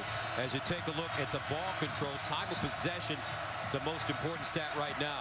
26-24 for Kansas State. Only 7 minutes and 13 seconds. TCU's high-powered offense has been on the field. First down and 10 from the 12-yard line for Boykin. As he decides to run it on first down, gets an angle, and finally taken down at the 21. Tackled on the play by Elijah Lee. Remember, TCU comes into this game ranked 2nd in the nation in scoring offense at 51 points a game. 2nd in the nation in total offense at 630 yards per game. 4th in passing at 369. They've amassed 600 or more yards and scored 50 or more points in 4 straight games. But they've been on the sideline tonight. Boykin steps up in the pocket. Jitterbugging, picks up the first down. Stopped by Will Davis, the linebacker. And Will Davis was actually spying him the whole time, and Boykin was still able to convert and move the chains. It just shows you the athleticism that Trevon Boykin has. The tendency for a quarterback here that has his abilities to do too much because they haven't been on the field. He's still got to go out and just operate within the game plan that they had this week. First down and 10 at the 25. Turpin in motion out of the backfield. They swing it to him in space. Burst of speed. First down up the sideline and out of bounds. And there's one of those creative ways that you're going to get Cavante Turpin involved. True freshman from Monroe, Louisiana. They line him up in the backfield, send him out on motion, and just get him the ball right away. That's a great design from Doug Meacham. First down to the 45 after the 20-yard pickup.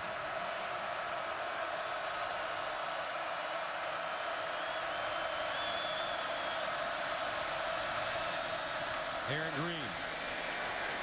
And Green knocked backwards after about a yard gain. Late flag thrown on the play.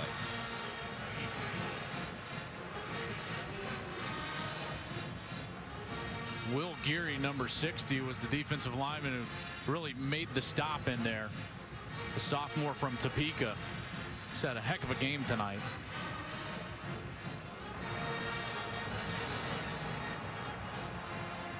After the play, personal foul, late hit, defense, number 10.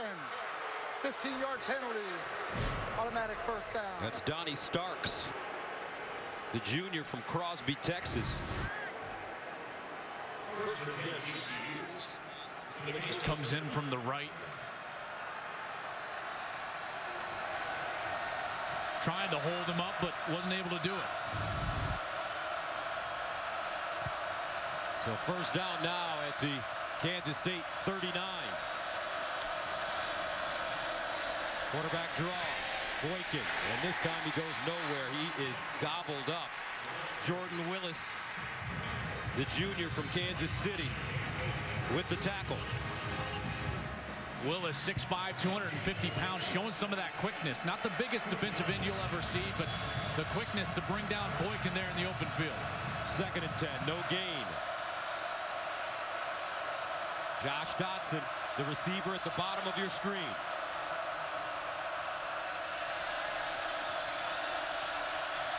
And he knows he's got single coverage now.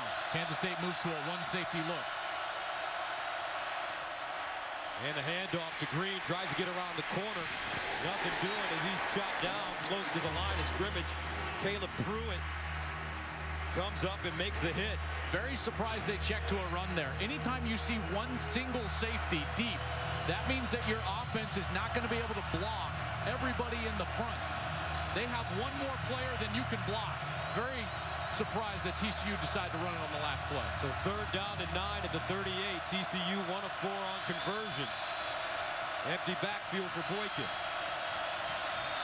He'll let it fly. Boykin Now scrambling over the middle. And caught at the 15. This ball caught by Dotson, who broke open late and was wide open. That's a gain of 23. Initially, just fantastic coverage. They had everybody locked up, but then Dotson, who wasn't even supposed to go there in the route, he found an open space when his quarterback was in trouble. First down at 10 of the 14. Boykin. This time he finds White. And Desmond White will get inside the 10 and pick up 6 yards. Desmond White, a sophomore from DeSoto, Texas, is a high school football legend. At 5'7", 150 pounds, he was the quarterback for DeSoto as they won a state championship. No one recruited him because he's only 150 pounds. TCU took a flyer. He's shown up very well for them in the slot. Second down at 4 at the 8-yard line. Here's a handoff. Green. Looking, Green, touchdown, TCU. And how about the block by the quarterback, Trevon Boykin, to spring Aaron Green. I love it. I talked about this guy's competitive spirit. Boykin, after the handoff, is actually going to come up and get the block that allows Green to get the edge. Man, I love it. I love it when quarterbacks are more than just the quarterback. I know it wasn't the most devastating block, but Gus, you got to give him credit for just getting in there. He did it. That's what I'm talking about. They scored a touchdown. 7:14 to go. Third quarter. Extra point. Good by Oberkron. So the story of the second half, a pick 6. And now TCU drives it all the way down the field. 35-31. 7 carries, 105 yards, 2 touchdowns for Aaron Green. TCU's leading rusher came into the game with 504 yards rushing and 6 touchdowns rushing. Played his true freshman year at Nebraska. 12 games there. He totaled about 105 yards, just over 100 yards. Then he transferred, had to sit out in 2012 before getting his chance here with TCU. Oberkron will kick it off. Dominique Heath back deep.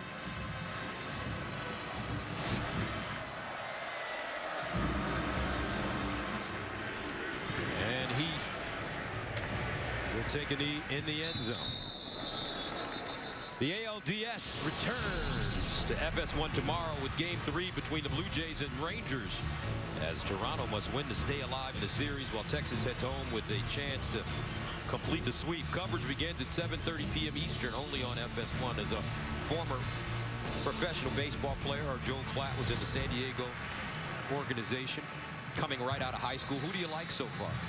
Wow, Texas looks awful good. 2 games on the road, and it's always about pitching. That Mets performance last night, beating Clayton Kershaw in Dodger Stadium, that was awful impressive. DeGrom, that guy can throw heat. That's the type of guy is why I'm sitting here and not still playing baseball. First down at 10 at the 25 for K-State. Silman. And he may have gotten a yard. Nicely done. Denzel Johnson with the tackle, the junior from Gainesville, Texas. As you look at Hubner in the first half and second half, different numbers. What kind of adjustment has TCU made on him? Well, I just think that Kansas State is trying to throw pocket passes rather than getting the run game going and then throw play action passes off of that. So it's more the style of passing game that Kansas State's trying to execute rather than what TCU is trying to do. Second down and 9.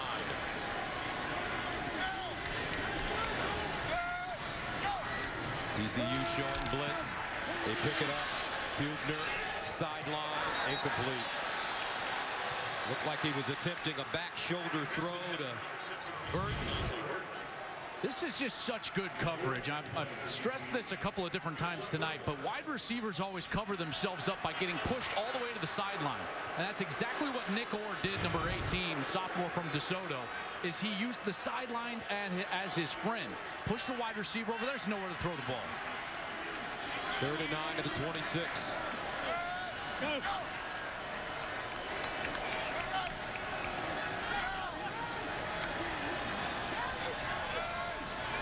Silman in motion out of the backfield. Hubner looks at him, now throws underneath. And incomplete, intended for Kyle Klein, and he gets up limping.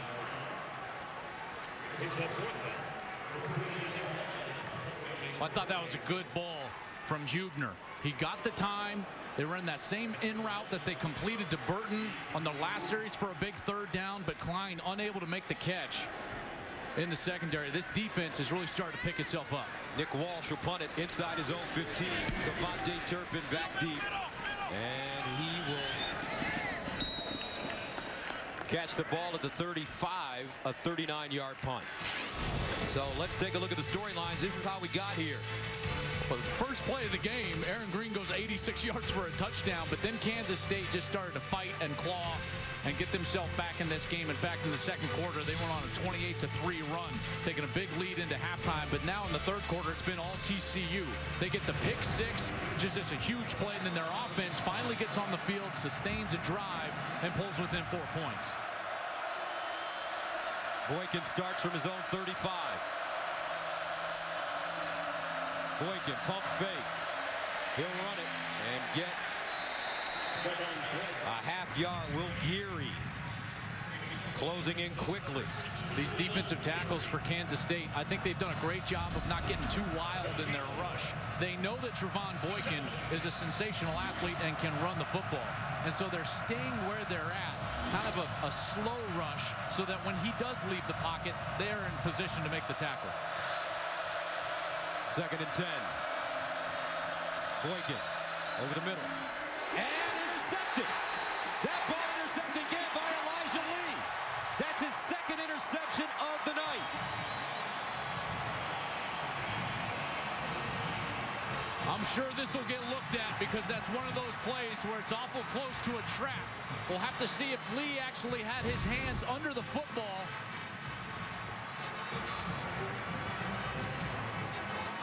And it looks like he does. From that view, it sure looks like an interception. That would be Lee's second of the night. The miscommunication between a veteran quarterback and a true freshman, Devontae Turpin. See, Boykin thinks, hey, I need you to come inside. That's the read. That's great leadership right there. He did not scream at him. He put his arm around him and said, hey, this is what I expect from you because I'm going to need you later in this game. It's only a 4-point game. This game's not lost right there. Trevon Boykin showing excellent leadership after throwing his second pick of the night. And that's pumped the life into the building as Kansas State takes over at the TCU 42. Let's see if they get back to their basics with their running game, especially from Joe Hubner.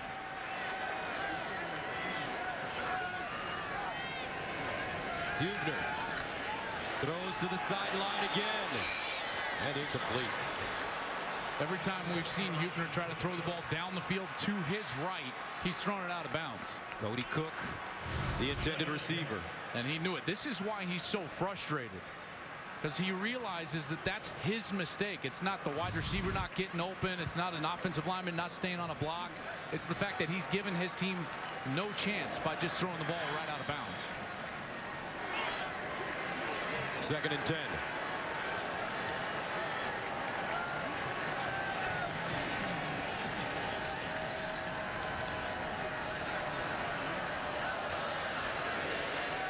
Two on the play clock. They get it off. Hubner in trouble. Buying time. Now decides to run it. And goes out of bounds. Fans wanted a late hit, but they will not get it after the 1-yard gain. That was a great job by Josh Caraway, number 94 for TCU, because that looked like it was going to be a late hit, and then he kind of eased up, and the intent wasn't there. There wasn't any forceful contact out of bounds. It was a great call by the officials to keep the flag in their pocket, but this is one that could have easily been. And see how he holds up right there at the last second? I thought it was a great job all around, officials and Caraway. 3rd down, 9 at the 41. They need to go to the 31 and a half for first down. Hubner. And incomplete. Kyle Klein, closest man to the football. There is no reason in the world why there shouldn't have been a flag on this play. Corey O'Mealy got away with an enormous hold. Watch him pull the wide receiver, Klein. He just yanks him out of position. How in the world is there not a flag for pass interference? That is as blatant as it can possibly get, right in front of the field judge on the far side. So in the punt for the 4th time is Nick Walsh. Turpin wants a shot at it.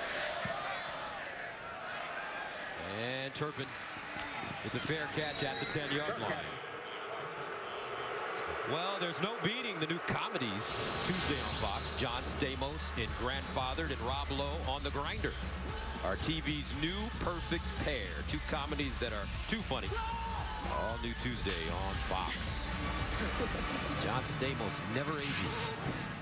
Just like this man. 74 years young as of Wednesday. Coach Bill Snyder.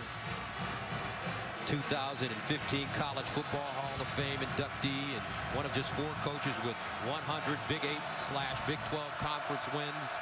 Joining Tom Osborne, Bob Stoops, and Barry Switzer. First down and 10 at the 10-yard line. Play action. Near side caught Dotson. And he'll get out of bounds with an 11-yard pickup. Number 9, Josh Dotson with the reception. Boy, these two, they're a thing of beauty when they get to work because the timing is so great. Boykin, that ball's out of his hand before Dotson ever breaks in his route. First down and 10 at the 21. And he handed off, lost the football. Does Kansas State have it?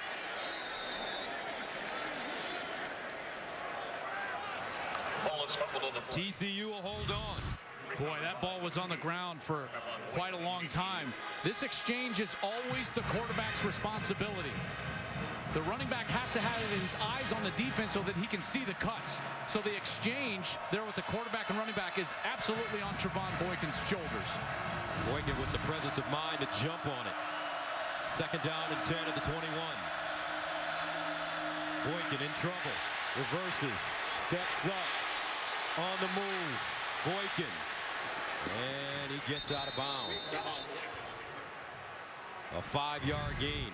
I mean, he turned this into a no-chance 3rd down opportunity of about 3rd and 25 into a very convertible 3rd and 5 with his athletic ability. That is a sensational escape back there near his own 10-yard line just to get this in position to potentially move the chains.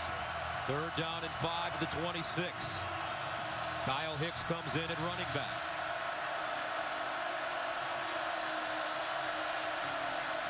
Dotson in motion. Boykin, far side, knocked away. Donnie Starks breaks it up, and TCU has to punt. That is great coverage from Donnie Starks, and it starts with recognition. You see how his hips turn right with the wide receiver, and he's able to break on the route and still keep himself off the back and bat that ball down. So Ethan Perry will punt it away from his 13-yard line. Remember the last time he punted, it was a 13-yard punt. Better effort this time. Heath steps up. Heath tries to get outside and goes down at the TCU 45-yard line. A 36-yard punt and a 17-yard return. Buck Jones with the tackle on special teams for TCU. They go now take that 87 off and put number 4 back on. Yeah, that serves 2 purposes because it's like a tearaway. Can't get taken down just by a fingertip tackle on the return. As there is an injured TCU player. That's Bobby Thompson, senior from Midlands, Texas. Played in 12 of 13 games a year ago. He's battled injuries for most of his career. Backup left guard for them, has gotten some playing time here tonight. It's good to see him up and moving off the field. Heath back out in his regular number for Kansas State. He shares a number 4 with Caleb Pruitt, a defensive back. These double numbers in college football, Joel, you got to change it. I don't know what to tell you. First down and 10 at the 45. Horrible. And here's Hubner running. And he throws it out. What a dangerous play. Well, it had to be backwards because he was well past the line of scrimmage. Going to be tough to see it from this look, but he's running. He's well past the line of scrimmage, and then he has to throw that ball backwards, or else that's an illegal forward pass. I mean, from that angle, It looks like he threw it forward. It looks like he threw it forward. There's no question.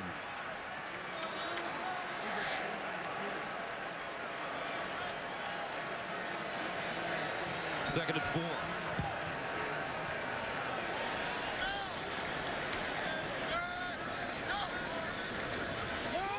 And they'll hand it off. Jones, first down. Charles Jones. Some hard running for this junior. You know, that was a huge play, because replay can absolutely get involved. Here's another look at this play from Hubner on first down. He's well past the line of scrimmage, and he throws that ball. It leaves his hand right at about the 40.5-yard line. Mike Pereira, replay could have gotten involved. That ball was caught at the 39. That would have been loss of down.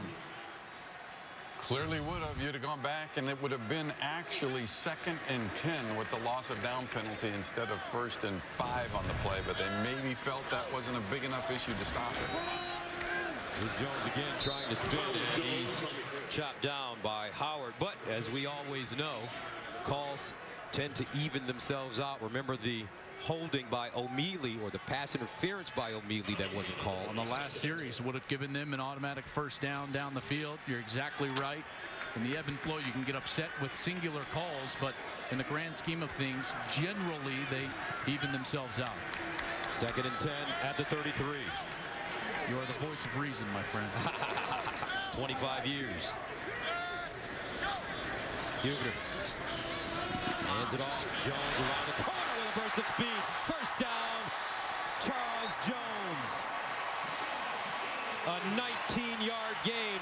Now Kansas State getting back to their bread and butter. That's right, and they're attacking these linebackers. I want you to watch the linebacker commit again, and that's what allows Charles Jones to get around the edge. There's no reason for this linebacker, and that's the true freshman Montrell Wilson, or excuse me, Traven Howard, the sophomore. He gets himself way up into the line of scrimmage and out of position. These linebackers have had a heck of a time tonight. Jones averaging 8.5 yards per carry. First down at the TCU 14. Jones again. He hops through the hole and picks up 1. Clock winding down, 27 seconds and counting. You know, most teams in college football would rush up to the line and try to snap it again. Kansas State's just going to walk over the sidelines and say, absolutely not. One thing Bill Snyder told us about his philosophy as a coach: I never want to get too high. I never want to get too low. I want to always stay in control. Right now, K-State 35-31, threatening, in control.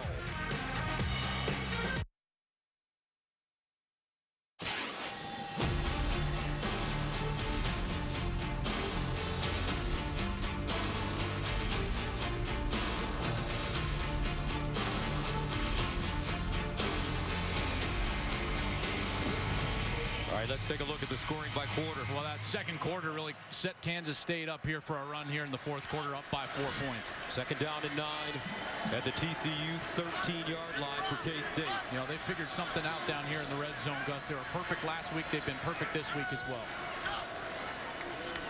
Here's a handoff. Stillman following Gronkowski.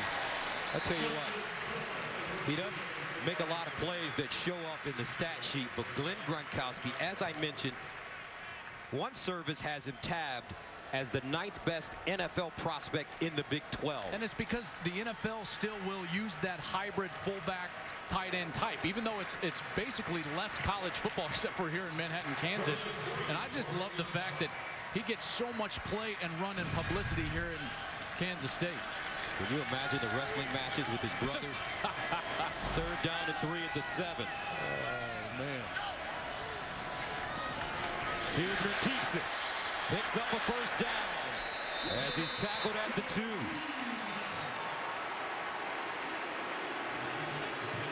Tevin Lawson makes the stop. This is brilliant by their offensive line. Luke Hayes, number 68, actually doesn't block the defensive line. Then he gets up to the linebacker, and then that's where the read takes place. So they move the read from the end to the tackle who's not used to being in that situation.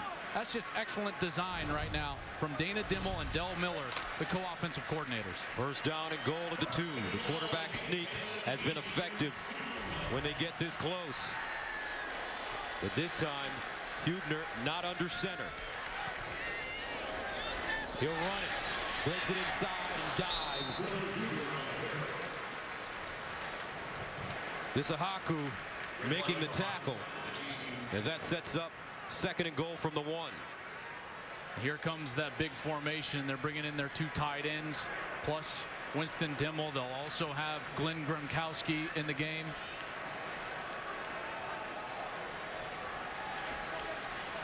They've got 12 guys in the huddle right now. They're going to have to take a timeout. So Kansas State calls their 2nd timeout. 35-31. Fox College Football is presented by Geico. 15 minutes could save you 15% or more on car insurance. And sponsored by Goodyear, tires with a strong tradition of superior performance. And by AT&T. DirecTV and AT&T are now one, bringing television and wireless together. Welcome back. 2nd down and goal at the 1-yard line for Kansas State, leading the 2nd-ranked team in the nation 35-31 on their home field. Joe Hubner, the quarterback split way up at the top of your screen. That's Charles Jones, who's in the Wildcat set, number 24 at quarterback. So Jones in the shotgun. Jones runs it, leans forward. And they do not give him the touchdown. It's going to be a great look here right down the line. Some good push there from 48, Glenn Gronkowski, and just doesn't look like the ball ever gets to the plane of the goal line. And Hubner was wide open. Uncovered. TCU didn't even bother out there. So here we go. 3rd and goal to the 1. Quarterback sneak.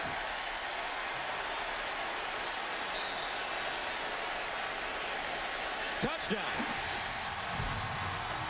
4th rushing touchdown of the night for Joe Hubner. The 6th rushing touchdown for K-State. There's that big formation again. The exact formation that they've run this quarterback sneak in all game long. And there's big number 38, Winston Dimmel, 235 pounds, pushing his quarterback into the end zone.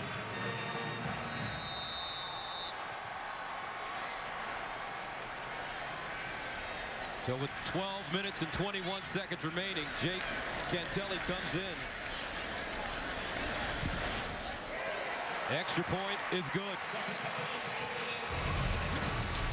Kansas State using the power game against TCU. Gary Patterson says, forget about it. And welcome back to Fox College Football, presented by Geico, Manhattan, Kansas. 12:21 remaining in the 4th quarter, and an upset is brewing as Kansas State, led by this man, Joe Hubner, leads the number 2 team in the nation. First Kansas State player with 4 rush touchdowns since Colin Klein, who is directly to his left. Colin Klein in that white windbreaker was an All-American Heisman finalist for Bill Snyder here. Now a GA, getting his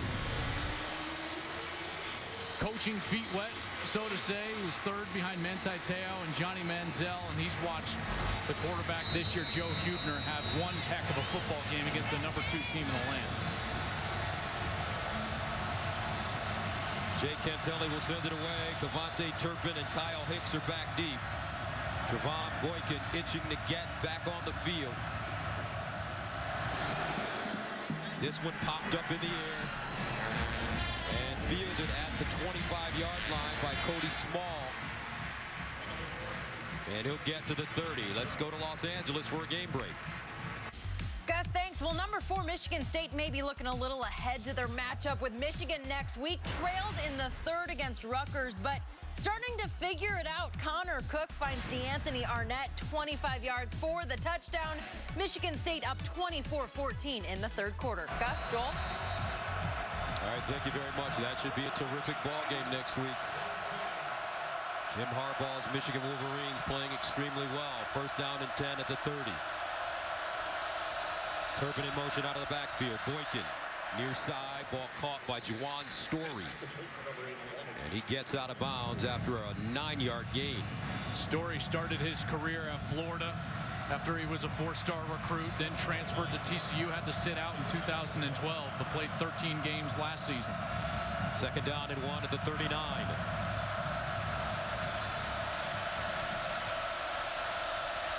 Boykin.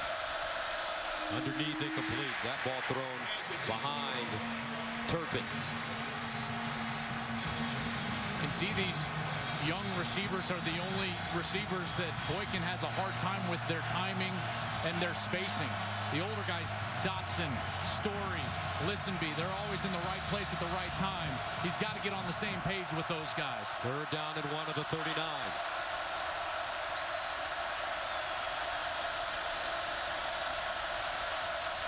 Boykin runs it, looking for the first down, has it and more at midfield. He finally goes down at the 46-yard line. And he picks up 13 on 3rd and 1 as Tanner Wood finally stops him. Just so dangerous on the outside, but I think what makes him most dangerous is the fact that he's still best from the pocket because of his high football intelligence in this offense. And then when things break down, he can still move the chains with his feet. First down at the 48.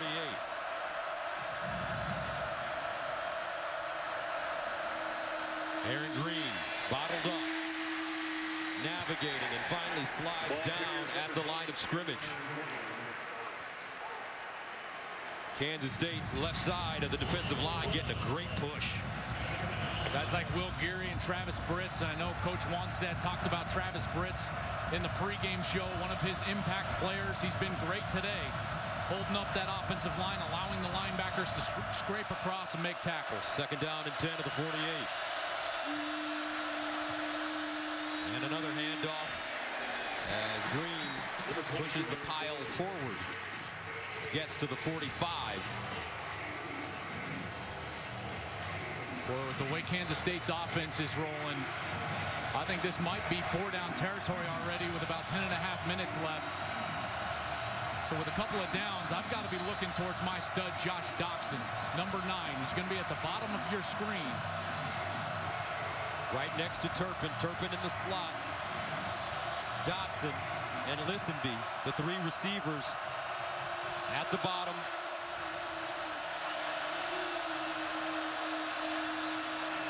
Here's Boykin to Dotson, and a first down TCU. Good call, partner. So Trevon Boykin goes to his money player. And when you need big completions, when you need big plays, you've got to go to the most reliable sources of production. And right now, that's Josh Dotson. 6 catches, 87 yards, and a touchdown. Boykin again to throw. Bouncing. Steps up. Looking.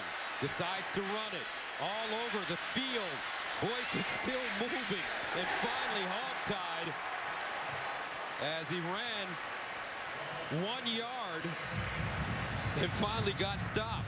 I think he went almost 75 or 80 yards to gain the 1 yard. That's the line of scrimmage. That's a great job, open field tackling by Kansas State. Second down and 9 at the 34.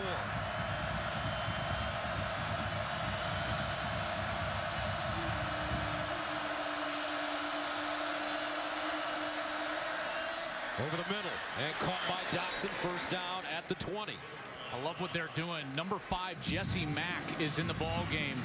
First time he's been in the ball game all year. And they're starting to pick on him at corner now, and they put Dotson right over there on the right side. Now they'll run it, and it's Green.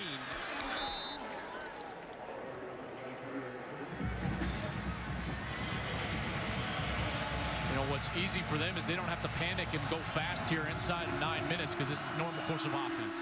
They throw it far side, and it's Nixon, and he gets drilled. Terrific job by Sean Newland.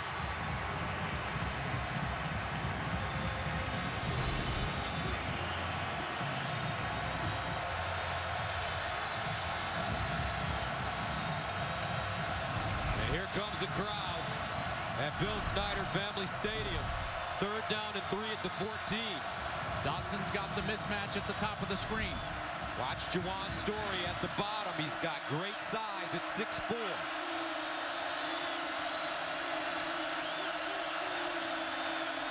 Boykin running. Turns it up. 1st down. Turns the corner. Dives! Touchdown! Travon Boykin. Sweet feet. And TCU gets the 14-yard touchdown from their All-America quarterback. Boy, he turned the corner right there and just kept himself in bounds. Diving for the pylon, keeps himself off the ground, clearly in the end zone. What an amazing run from the Heisman contender. Going for 2 now. Down by 5. Meacham, the offensive coordinator, on the field. Gary Patterson out there as well. This is exactly what they've been trying to avoid all year. The coaches here in field to play past the numbers.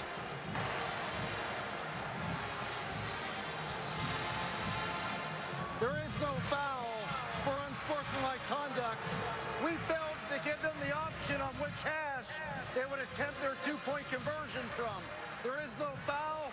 The coach came onto the field to get our attention. That's a great job of officiating. Excellent job. Now, normally you would see the coach run down the sidelines to get the linesman's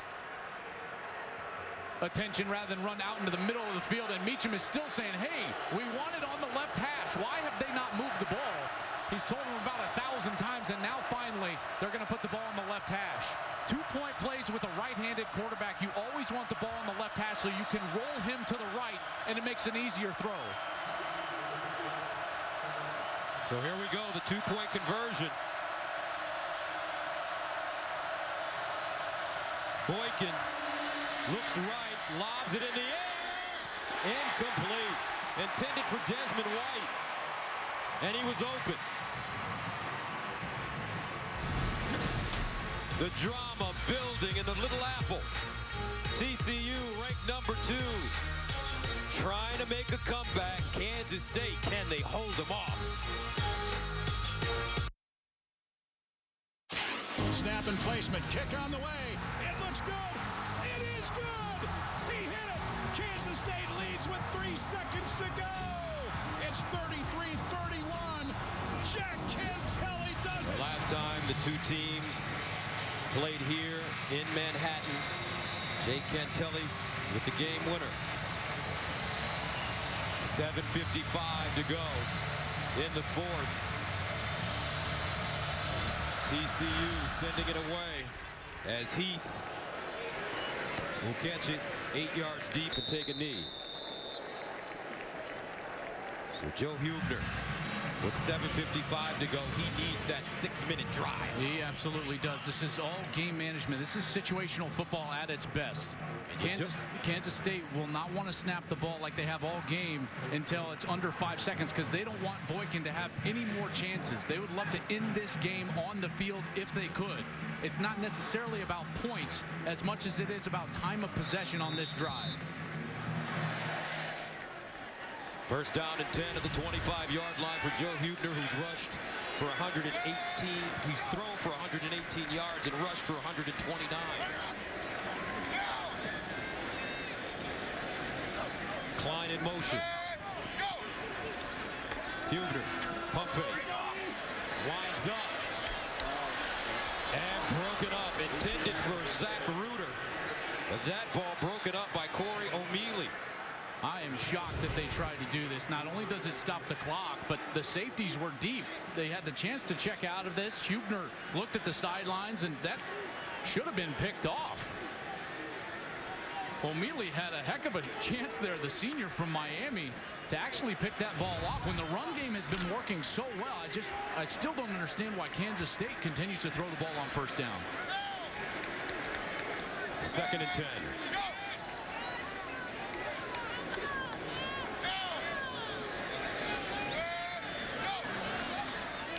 They'll throw it again. Near side, ball caught. What a Hit O'Mealy again as he roughed up Dominique Heath. O'Mealy has been heavily involved tonight. A couple of pass interference calls, some great plays down the field in coverage. Now being physical there with Heath, the redshirt freshman.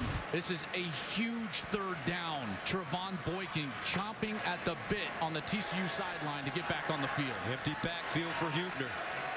This is usually when he runs the football. They either run slants with their wide receivers or quarterback draw in this situation. Here's Huebner to throw it. Huebner over the middle.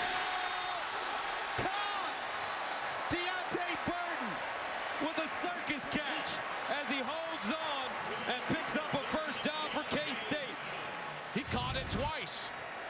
He hauls it in initially, and then the safety, as the safety was coming across, Ridwan, it's a Haku. He knocks it up, and Burton's still able. I don't know.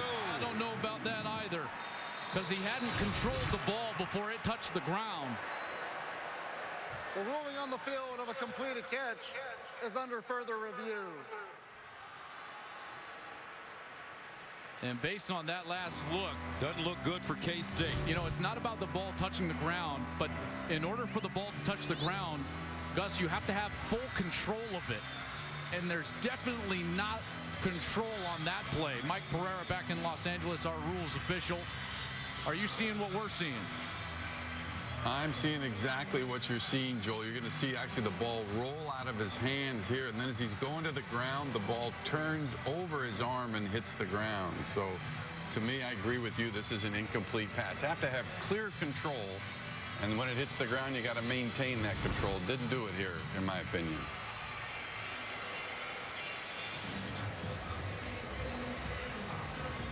Well, that becomes just an enormous call in a 5-point game. It would be 4th down. Kansas State would be forced to punt. And how about the play by Ridwan Isahaku? Coming back from injury against Texas Tech, they had to start Michael Downing, a walk-on. And Isahaku now comes back in, and him knocking that ball might have saved them here and got his offense back on the field.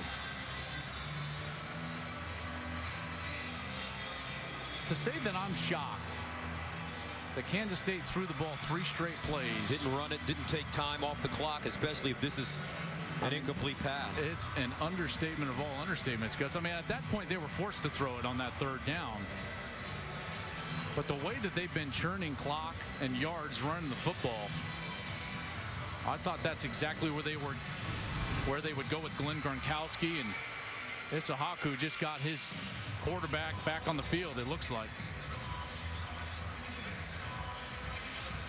And again, these reviews take longer when they're going to change the call on the field, because now they've got to go back and set the down and distance markers. They've got to set the clock properly,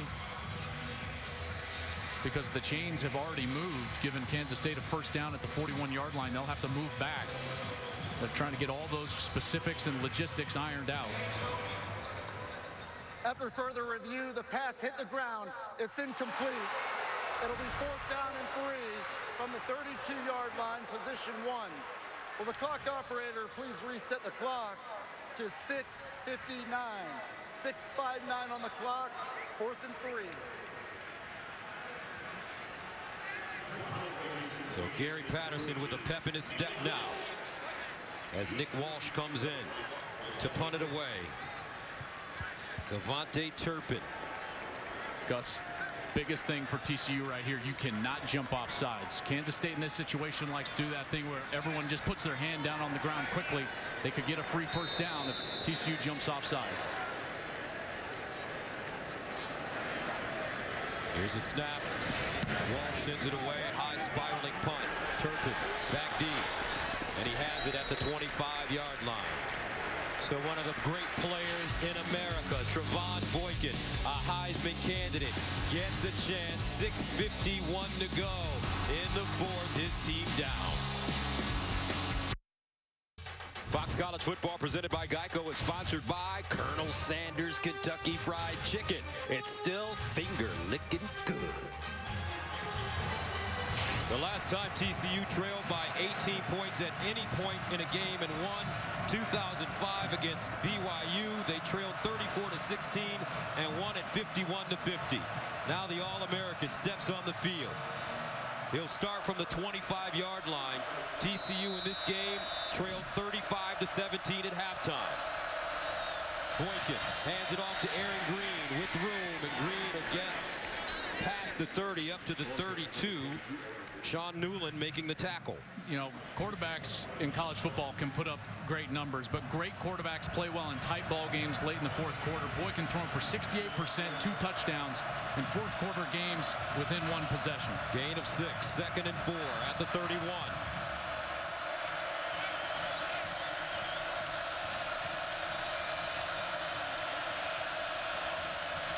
Boykin pulls it out, runs it, gets it first down and more. Trevon Boykin, burst of speed. Boykin still on the move. Boykin, touchdown TCU.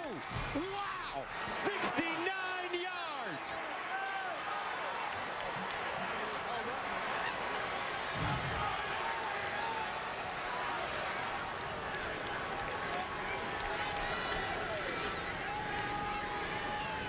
I would go for 2 to make this a field goal game. 2-point lead doesn't help you at 44-42, so they're absolutely going to go for 2. Ask for it on a very certain hash, but what a run from Trevon Boykin. This kid, they talk about his athleticism, but his coaches, Sonny Cumbie, told us yesterday about his brilliance. What a mind this young man has to have played wide receiver, running back, and now become one of the most prolific quarterbacks in the nation. The numbers for him: 115 yards rushing at the bottom, 2 touchdowns. This is the 2nd straight year now that Boykin's gone over 100 yards rushing against Kansas State. Last year in that matchup went for 123, but it all starts with the ball fake, and he's going to read the defensive end. The defensive end crashes right there, and now he's got numbers because there's 2 TCU players and only 2 secondary players for Kansas State. Once again, we see a defender pick a side, which you're never supposed to do as a defender.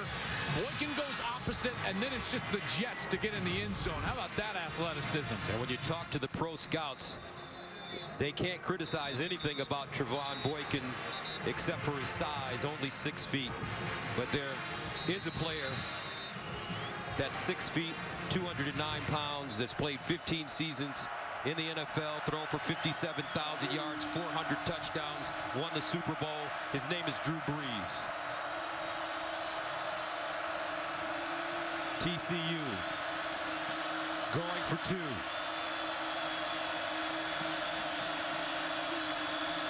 Boykin underneath. Turpin caught it, but a flag. I thought Turpin was leaning. Ball start. Offense, number 25. Yes, he was. 5-yard penalty. Tracker point. Here's Turpin right in the middle of your screen, and it was just a hair. Boy, that was ever so close. He's trying to get the step because he knew there was no linebackers there, and they're trying to complete that inside slant. Wanted to get there a little too quickly. So they'll back it up.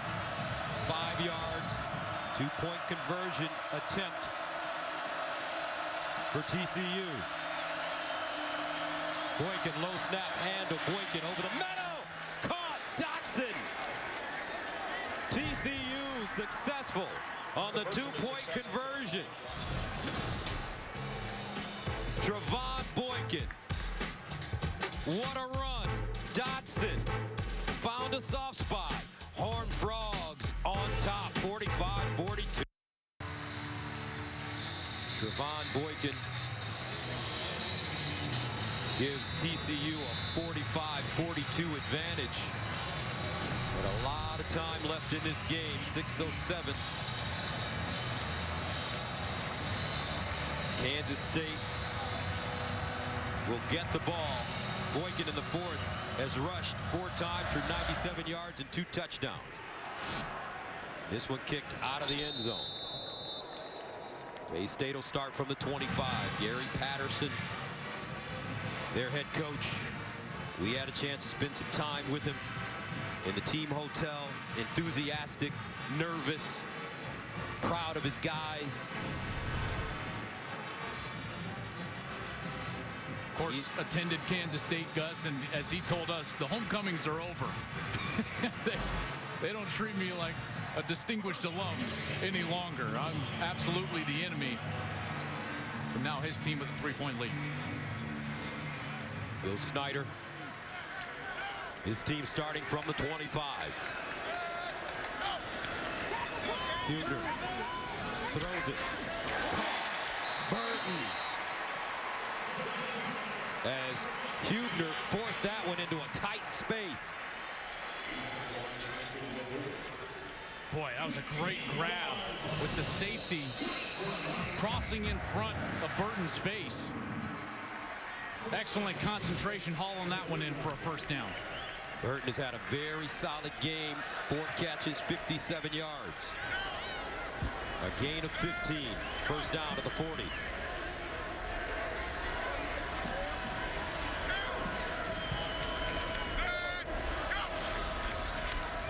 Huebner hands it off to Jones. They'll gain about 5 on the play. Traven Howard with the tackle. Clock not a factor. Kansas State can just operate their normal offense, and after that first down, you're starting to see what we saw more so in the second quarter and third quarter, which is a deliberate pace here running the football from Huebner and company.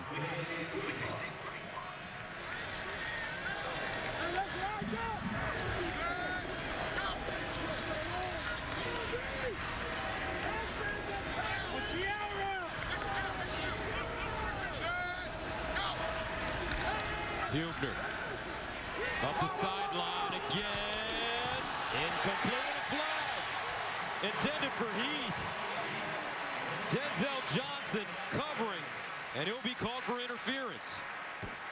Remember, there's no such thing as face guarding,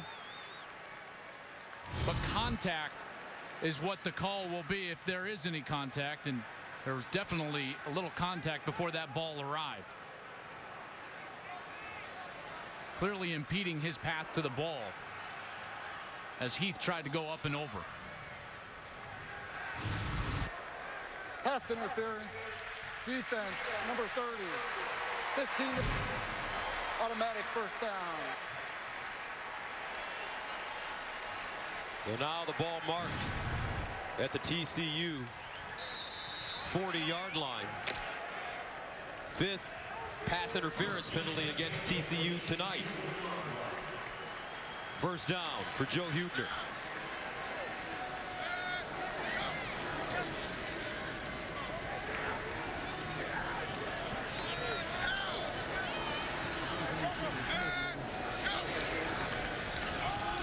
Huebner on the move, and he gets out of bounds.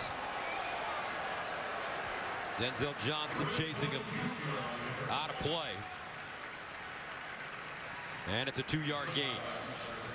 Finally, these linebackers have stopped committing too early. I want you to watch the linebacker right here. It's actually the safety, Denzel Johnson, who's up in a linebacker position, but he's just going to wait for Huebner to actually break the pocket, and now Huebner's got nowhere to run.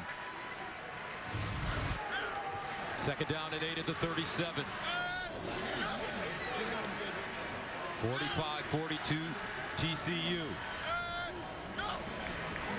Huebner near side. Caught. First down, Kansas State. Once again, Deontay Burton. He's a local kid from here in Manhattan. No emotion from the 76-year-old coach. And how about the methodical pace that we're getting now? Because now Kansas State trying to get the clock on their side, not wanting to score too early to allow Trevon Boykin another opportunity at this. First down at the TCU 29.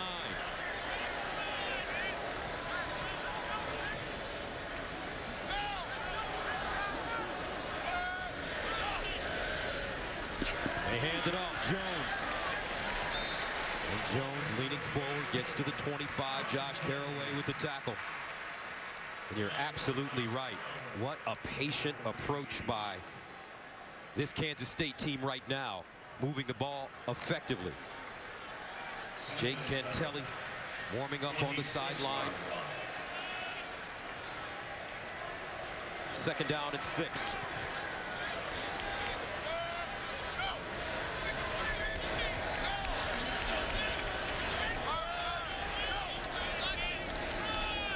And Jones this time, he's chopped down in the backfield. Isiaku coming up and making another great play.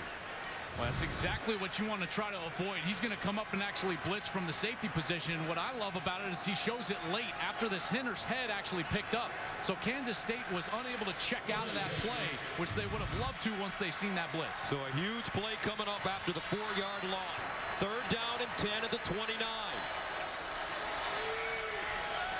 K-State needs to get inside the 20 for 1st down.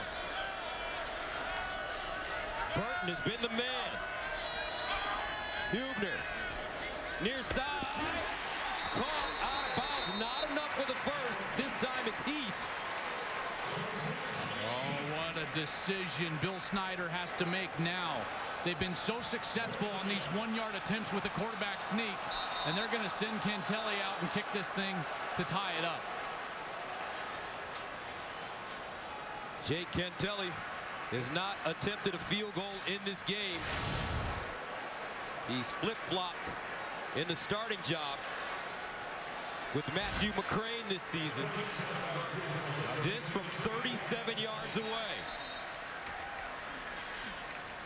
And a timeout on the field.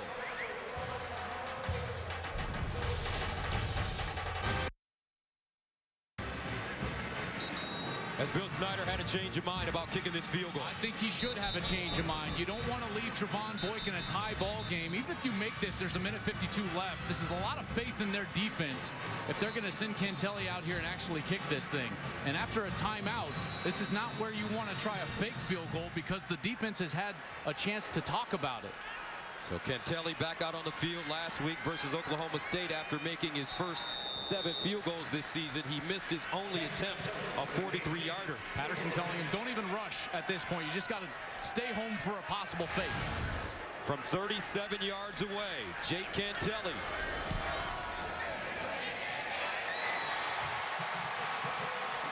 And it's good.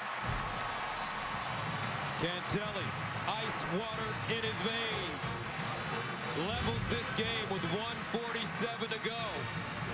But here comes Trevon Boykin.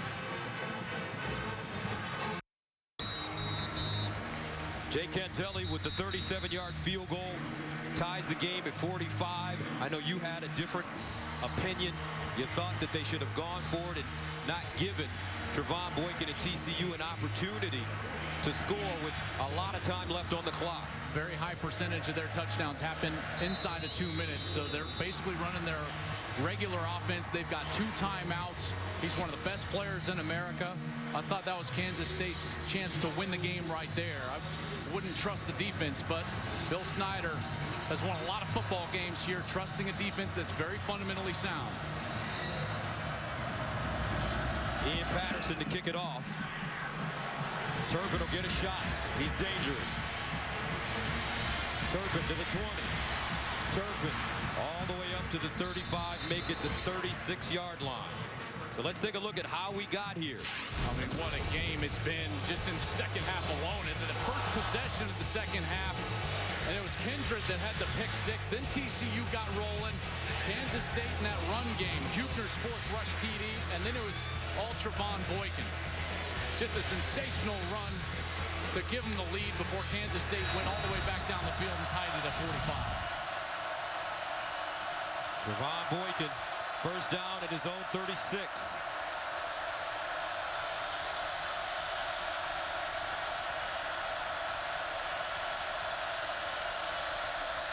And he'll run it with room again. Boykin gains about 8 yards on the play as Sean Newland stops him. Once again, TCU with 2 timeouts. 2nd and 1. Boykin winds up over the middle. Caught. Dodson. Wow. Touchdown. TCU.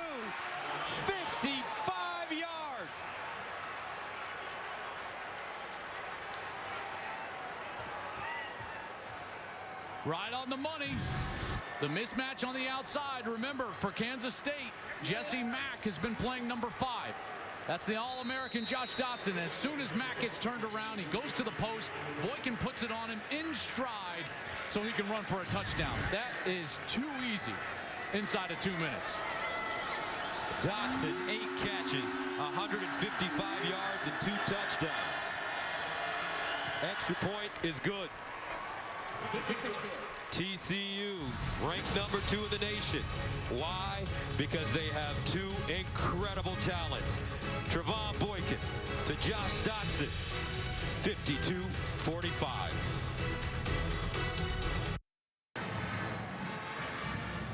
And Joel, you were absolutely right. You didn't want to give Trevon Boykin that much time to get down the field. TCU scores, it feels like, in seconds.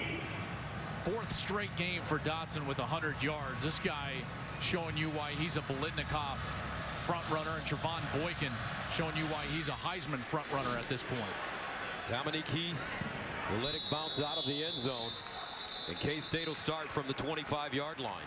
Now, that last series for Kansas State, I thought that was their best chance to win the game, because they could have kept Boykin on the field if they would have gone for it on 4th down, converted, and potentially methodically winded that clock all the way down for a winning field goal or even a potential touchdown. But allowing Boykin on the field, you're inviting what we just saw, that long completion for a touchdown to a great wide receiver in Josh Dotson. And now Kansas State's offense is in a precarious situation. Clock is absolutely a factor. 1:10 with no timeouts. They will be in full hurry-up mode, which is the first time they'll be in hurry-up all game long. So Hubner from his own 25.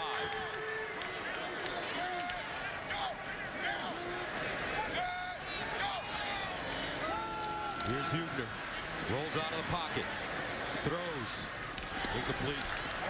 Intended for Deontay Burton.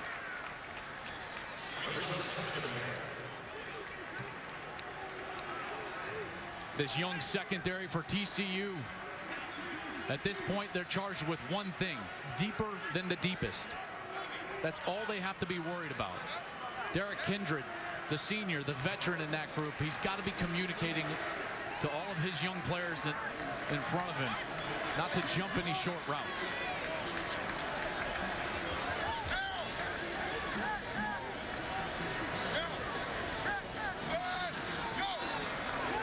Hubner. And Hubner lost it. Loose ball. Recovered inside the 5 with 53 seconds to go. Davion Pearson.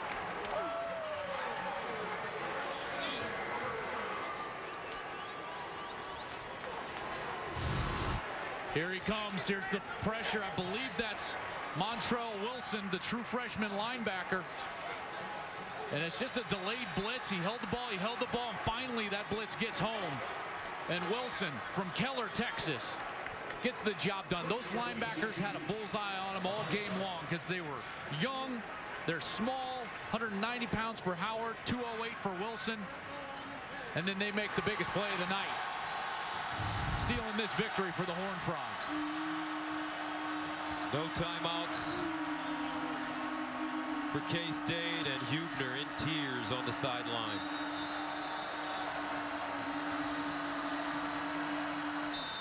Boykin taking a knee, and here's the Dr. Pepper one-of-a-kind play of the game. Well, when you let a quarterback like Trevon Boykin have a little time, 2 timeouts, a tie game, all he needed was a field goal, and he got much more than that. Finds his guy, Dotson. Dotson with a huge night. 8 catches, 155, 19.5 yards per grab, and 2 touchdowns.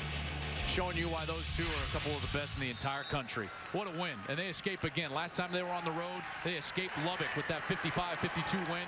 They do it again here tonight. 52-45 in Manhattan, Kansas. As Coach Patterson walks across the field to shake hands with his mentor, Bill Snyder. The story of this game, though, Trevon Boykin, this young man, in the fourth quarter. 5 carries, 106 yards, 2 touchdowns. He was 5 of 6 passing for 87 yards and a touchdown. A 2-point conversion as well. The first road win at Kansas State since 1985. And let's go downstairs where our Molly McGrath is standing by. Coach, you're understandably very happy right now. A tie ball game with 2 minutes left to go, less than 2 minutes. What was the game plan heading into that? Well, number one, our guys, we didn't take this game as serious as we needed to. We didn't play very well in the first half. I just told them, I didn't yell at them. I said, you got to come out and play what we have to play. We got to get stops. And the whole thing is try to get ourselves into the fourth quarter where we were in this group on offense. And I'm very proud of my defense because they stepped up and gave themselves a chance to be successful.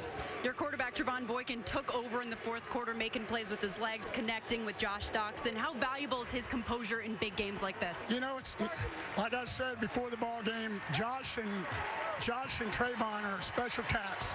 You know, we about gave it away defensively. They fought back on both sides of the ball, and, you know, we're just trying to get out of this one with a victory. Another close win on the road against a conference opponent. What have you learned about your team through these tight games? Well, number one, I told them before the season that these 6 games are going to be like this. I don't know why they're not believing me. All right, well, congratulations, Coach. Well deserved. Appreciate it. Back to you, Gus. All right, thank you, Molly. We'll return to wrap things up from Manhattan right after these messages. 52-45 the final.